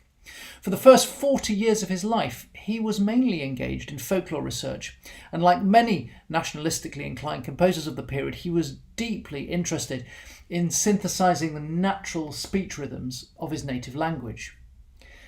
In Janáček's case, he did this with music directly inspired by genuine folk traditions, whilst 19th century folklorists like Rimsky-Korsakov had transcribed traditional songs and then accommodated them to a regular-ish meter, key signature and conventional romantic harmonies.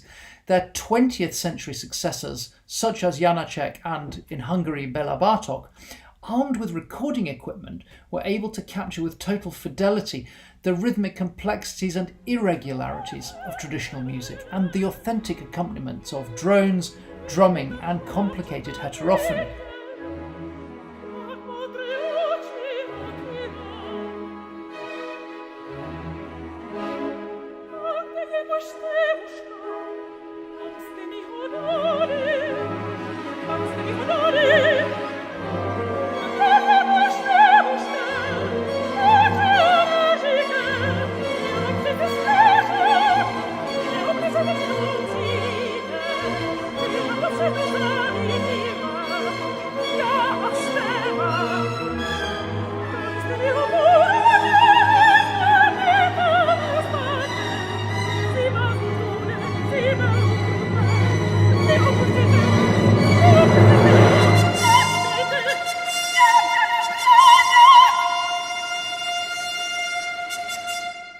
Janáček wrote his first opera, Jenůfer, in 1904 when he was already 50, and it wasn't performed until 12 years later, in 1916, in Prague, where it was an immediate overnight success.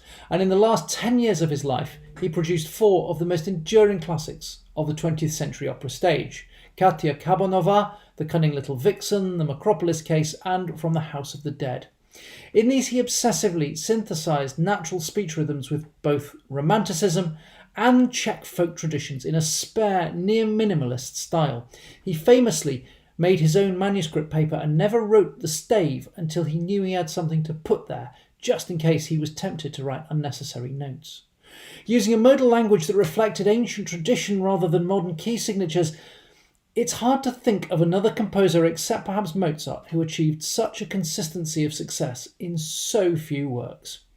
And in Janáček we have a vital bridge into the cataclysmic events of the 20th century, which is where we shall conclude this particular story in our next episode.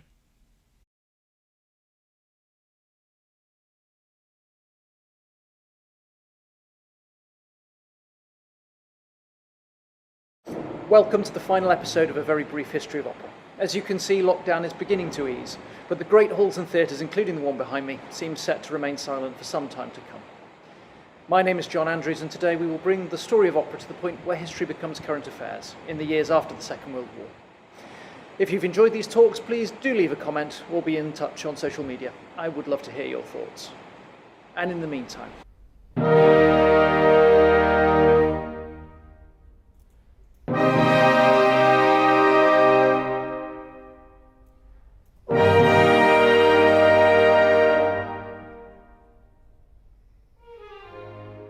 the history of opera in the first half of the 20th century is inseparable from the cataclysmic political events that engulfed Europe and then the world, and the profound stylistic changes that accompanied it in the arts, as various forms of modernism took hold of one branch of music, whilst other composers and other traditions went in very different directions. In art music generally, we see a splintering into ever wider and more diverse stylistic approaches. The revolt against the real or perceived dominance of Italy and Germany continued apace, exaggerated and exacerbated by two global conflicts, with an ever greater interest in national folk styles and new popular music traditions. Alongside these was the fracturing of the Romantic musical language as composers struggled with the legacy of Wagner's tonal revolution. In Vienna, a generation of composers took Wagner's chromaticism even further, to the point where tonality began to break down entirely. And whilst some composers, Richard Strauss and Puccini in particular, continued to develop the sumptuous sound of the late 19th century into something even more emotionally overwrought, others reacted against it entirely, turning to a new form of classicism with small orchestras, clean textures, much greater emotional detachment and a revived interest in formal beauty and structure. This rapid diversification of styles was exaggerated by a revolution in public tastes which for the very first time saw audiences really embrace the idea of continuing to watch works written by past generations, with composers as far back as Mozart being reintroduced to listeners who were becoming familiar with an ever greater range of older works. Novelty now consisted not only in new works but also the rediscovery of ever more ancient ones. These now seem to grow in reputation with age where once they would have dwindled out of memory. At the same time, the growth of the recording industry brought popular styles from across the world into homes, making global popularity and even celebrity possible for individual artists. A new world was opening up.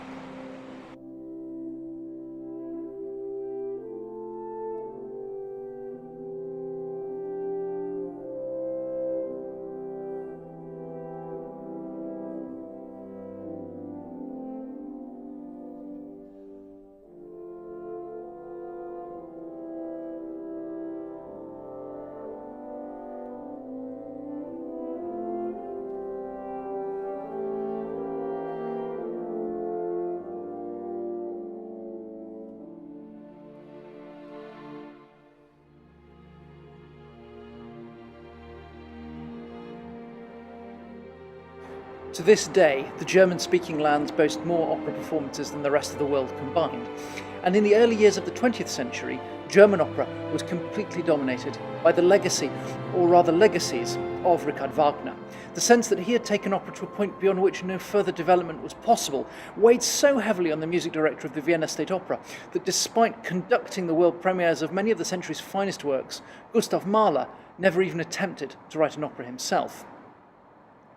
For those ready to take up the challenge, though, there seemed to be two possible ways forward, either to continue in the rich and luscious harmonic language that Wagner had established, or to continue the journey onwards from where he'd left off into newer, even more radical territory.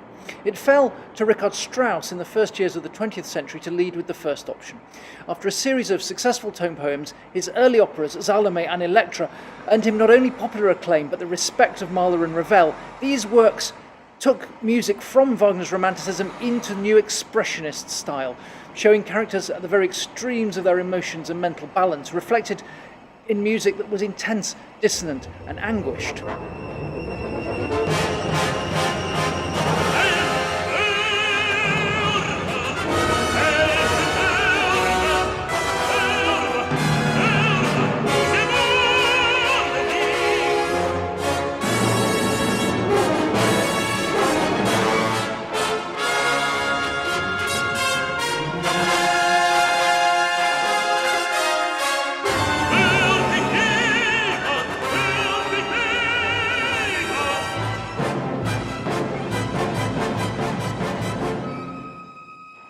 After these successes, Strauss seems to have exhausted his own appetite for the macabre and turned instead to a conservative, luscious and perfumed romanticism. In Der Rosenkavalier, he evokes with profound nostalgia the 18th century and the age of the waltz, and with Ariadne auf Naxos in 1912, he begins a series of increasingly introspective works, their subject matter ever more occupied with the role of the artist, a composer's relationship with the libretto, and even the nature of theatre itself.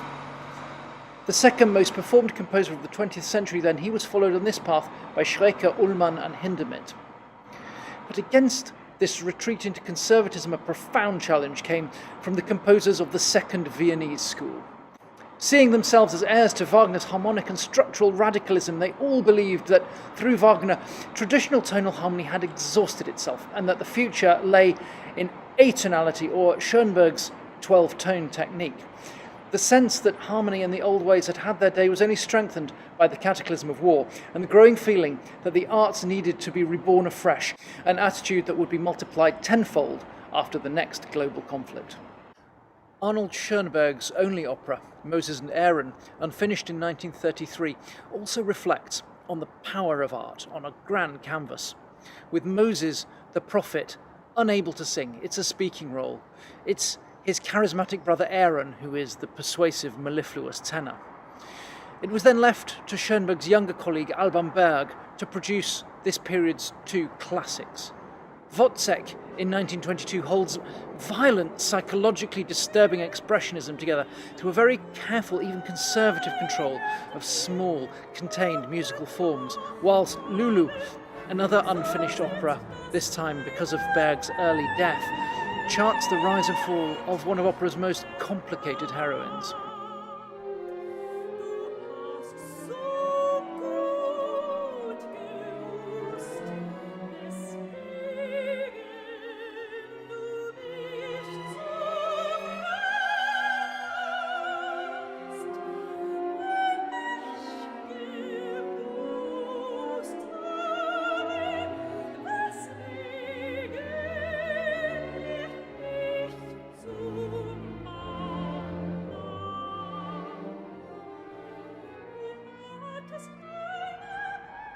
And while Strauss and Berg were fighting over the laurels of high art, operetta continued to flourish, with Leha's The Merry Widow enjoying huge success from its premiere in 1905 onwards. At the same time, Kurt Weill, in collaboration with Bertolt Brecht, was reimagining opera as a branch of popular but gritty vernacular theatre filled with political fire and social criticism. Both the Threepenny Opera and The Rise and Fall of the City of Mahagoni satirise opera, but also the society that needs it. As Verdi was writing his last operas, a new generation emerged in Italy, more rooted in the romantic musical language of the past than their German expressionist cousins, but equally fired by the possibilities that opened up for depicting explosively violent situations and emotional extremes. And although with hindsight we can trace the origins of Verismo to Bizet's Carmen and even further back to La Traviata, we see it reach its fullest expression in Mascagni's Cavalleria Rusticana in 1889. Adesso non perdono, adesso non perdono, vende il avrò, vende il avrò, vende il avrò, adesso non perdono, adesso non perdono.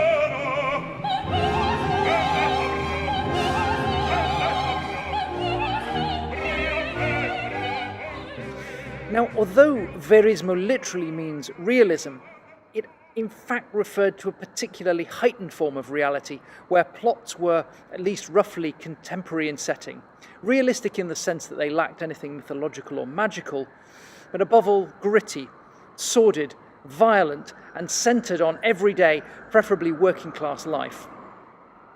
They utterly rejected the idea of vocal beauty inherent in the romanticism of the last century.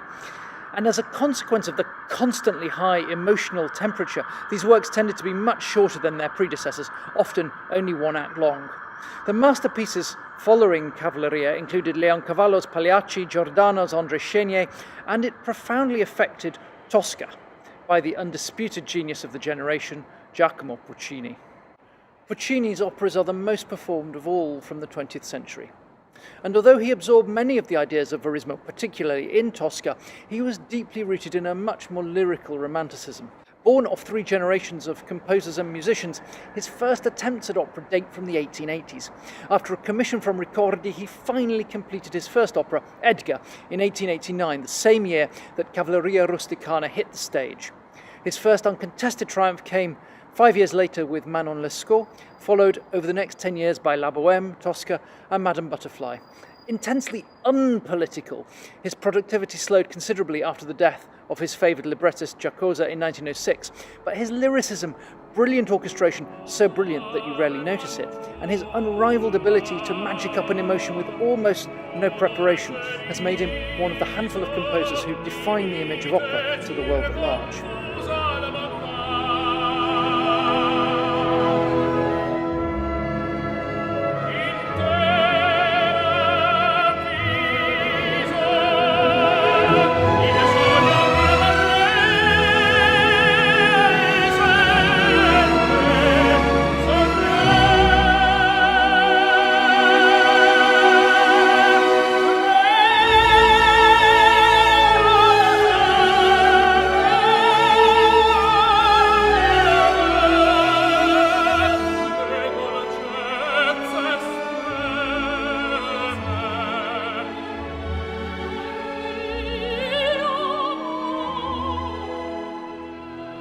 In France, the extreme conservatism of the Paris Conservatoire, which had held the floodgates closed against modernism for decades, meant that when the revolution came, it really came.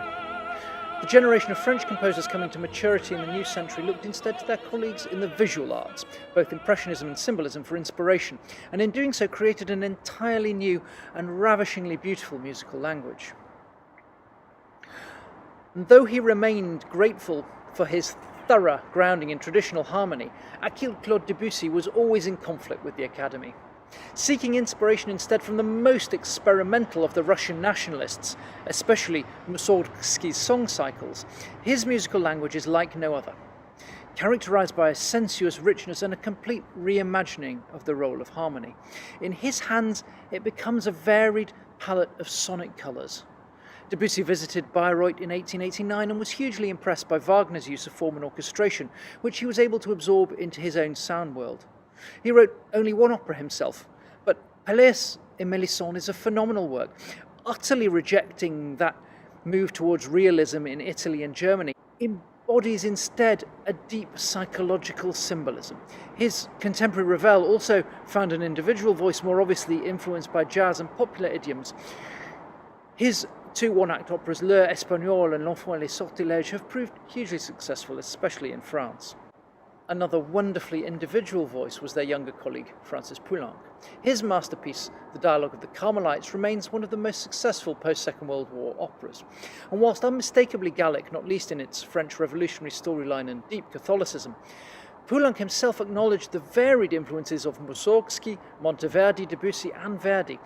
Like all composers in the age of mass communication, he was faced with an almost inexhaustible supply of potential musical inheritances to choose from. The option to simply continue the tradition absorbed from one's local predecessors without thought had been thoroughly destroyed. Fortunately, his imagination thrived through his joyful eclecticism, an eclecticism perhaps not surprising for someone who was both saint and sinner, conservative and revolutionary in equal measure, and through him produced something far more than the sum of its parts, and in Carmelites one of the most haunting conclusions of any.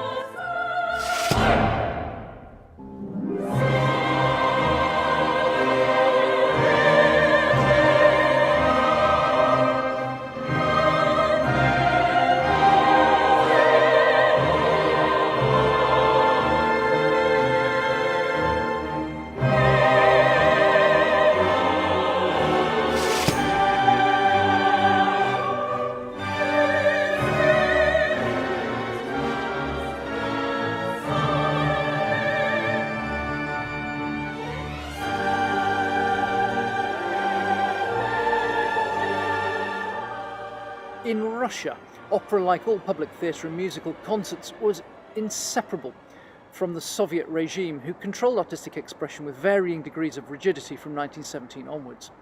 Stravinsky, in fact, never lived in Russia after the revolution, and his collaboration with Audun on the Rake's Progress was in fact premiered in Italy in 1951.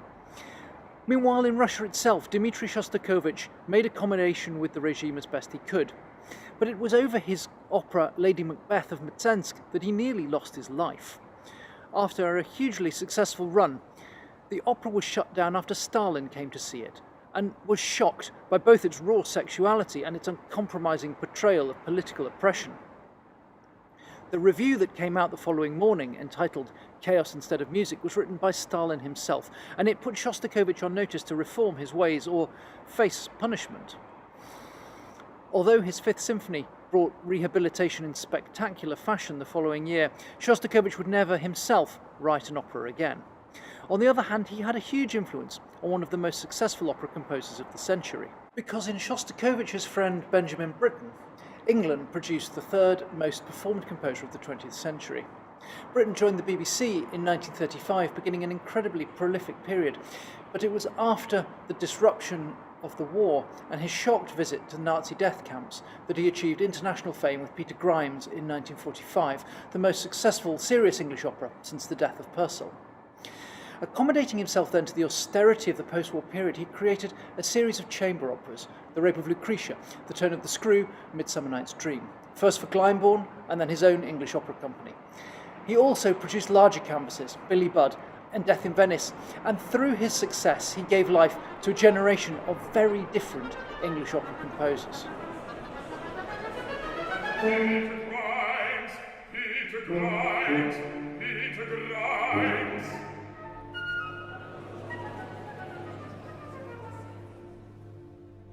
Peter Grimes, we are here to investigate the cause of death of your apprentice, William Spode, whose body you brought ashore from your boat, the boy Billy, on the 26th ultimo. Do you wish to give evidence? Will you step into the box?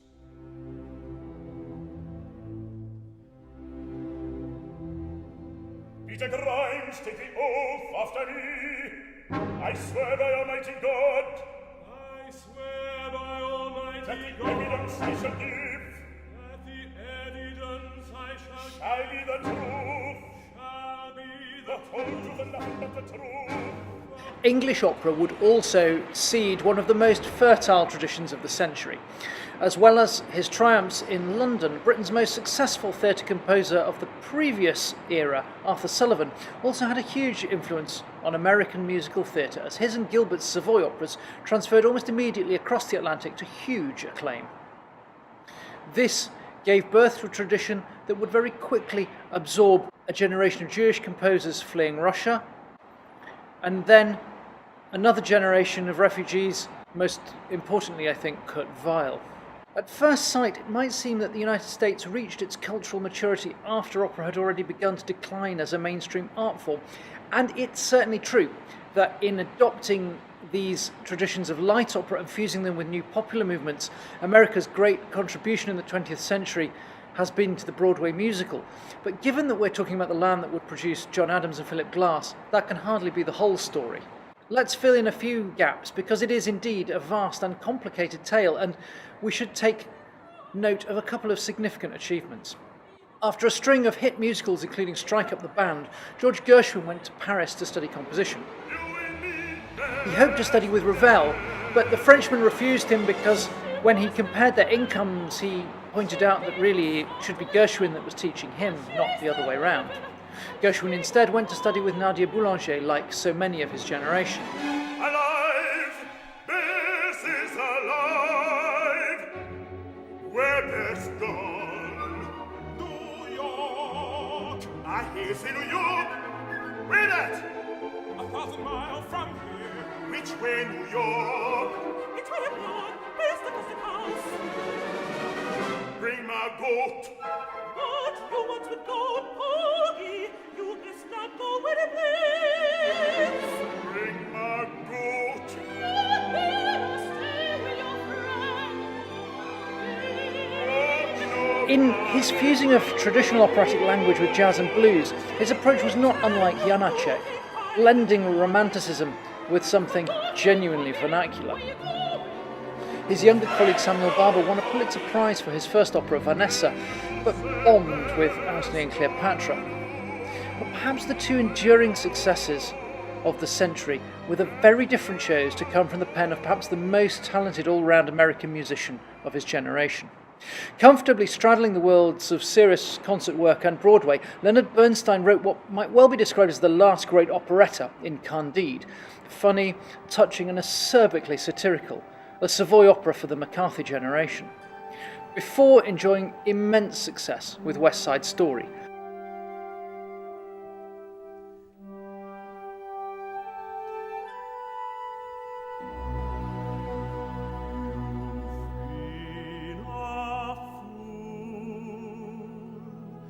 And so have I, but come and be my wife, and let us try before we die to make some sense of life.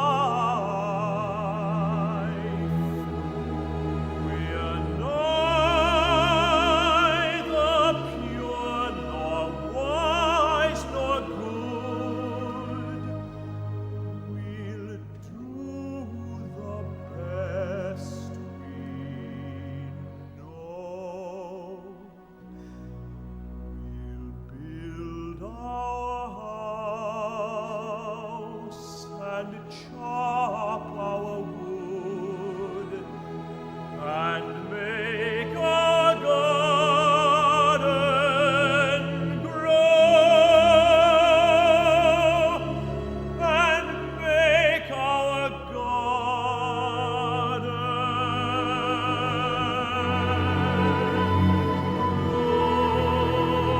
grow. And so, opera continued to flourish into the late 20th century and onwards. Great singers made huge careers, whilst via the recording studio, opera became more available than ever before. By the end of the century, it was possible to listen to almost any opera still extant, and opera houses around the world availed themselves of an ever greater number of works, sometimes new, but more often older works, rediscovered and rehabilitated. Mozart's operas grew and grew in popularity, Janacek's, championed by Charles Macaras, almost as fast. Famous composers' more minor works filled the stages, whilst enlightened broadcasters commissioned operas for television production. And yet at the same time, the roll call of really popular operas began to shrink. The top 10 operas in terms of worldwide performances has barely changed in the last 30 years, and the top 20 usually features only 5 or 6 composers, representing the years 1785 to 1904. Even in perfect circumstances, I wouldn't wish to attempt prophecy, but at the moment only a fool would try to predict what will emerge from the other side of the COVID pandemic. That story is for another time, and for the moment I hope that you've enjoyed this 400-year journey, and I hope even more than that to see you in an opera house before too very long. Keep safe.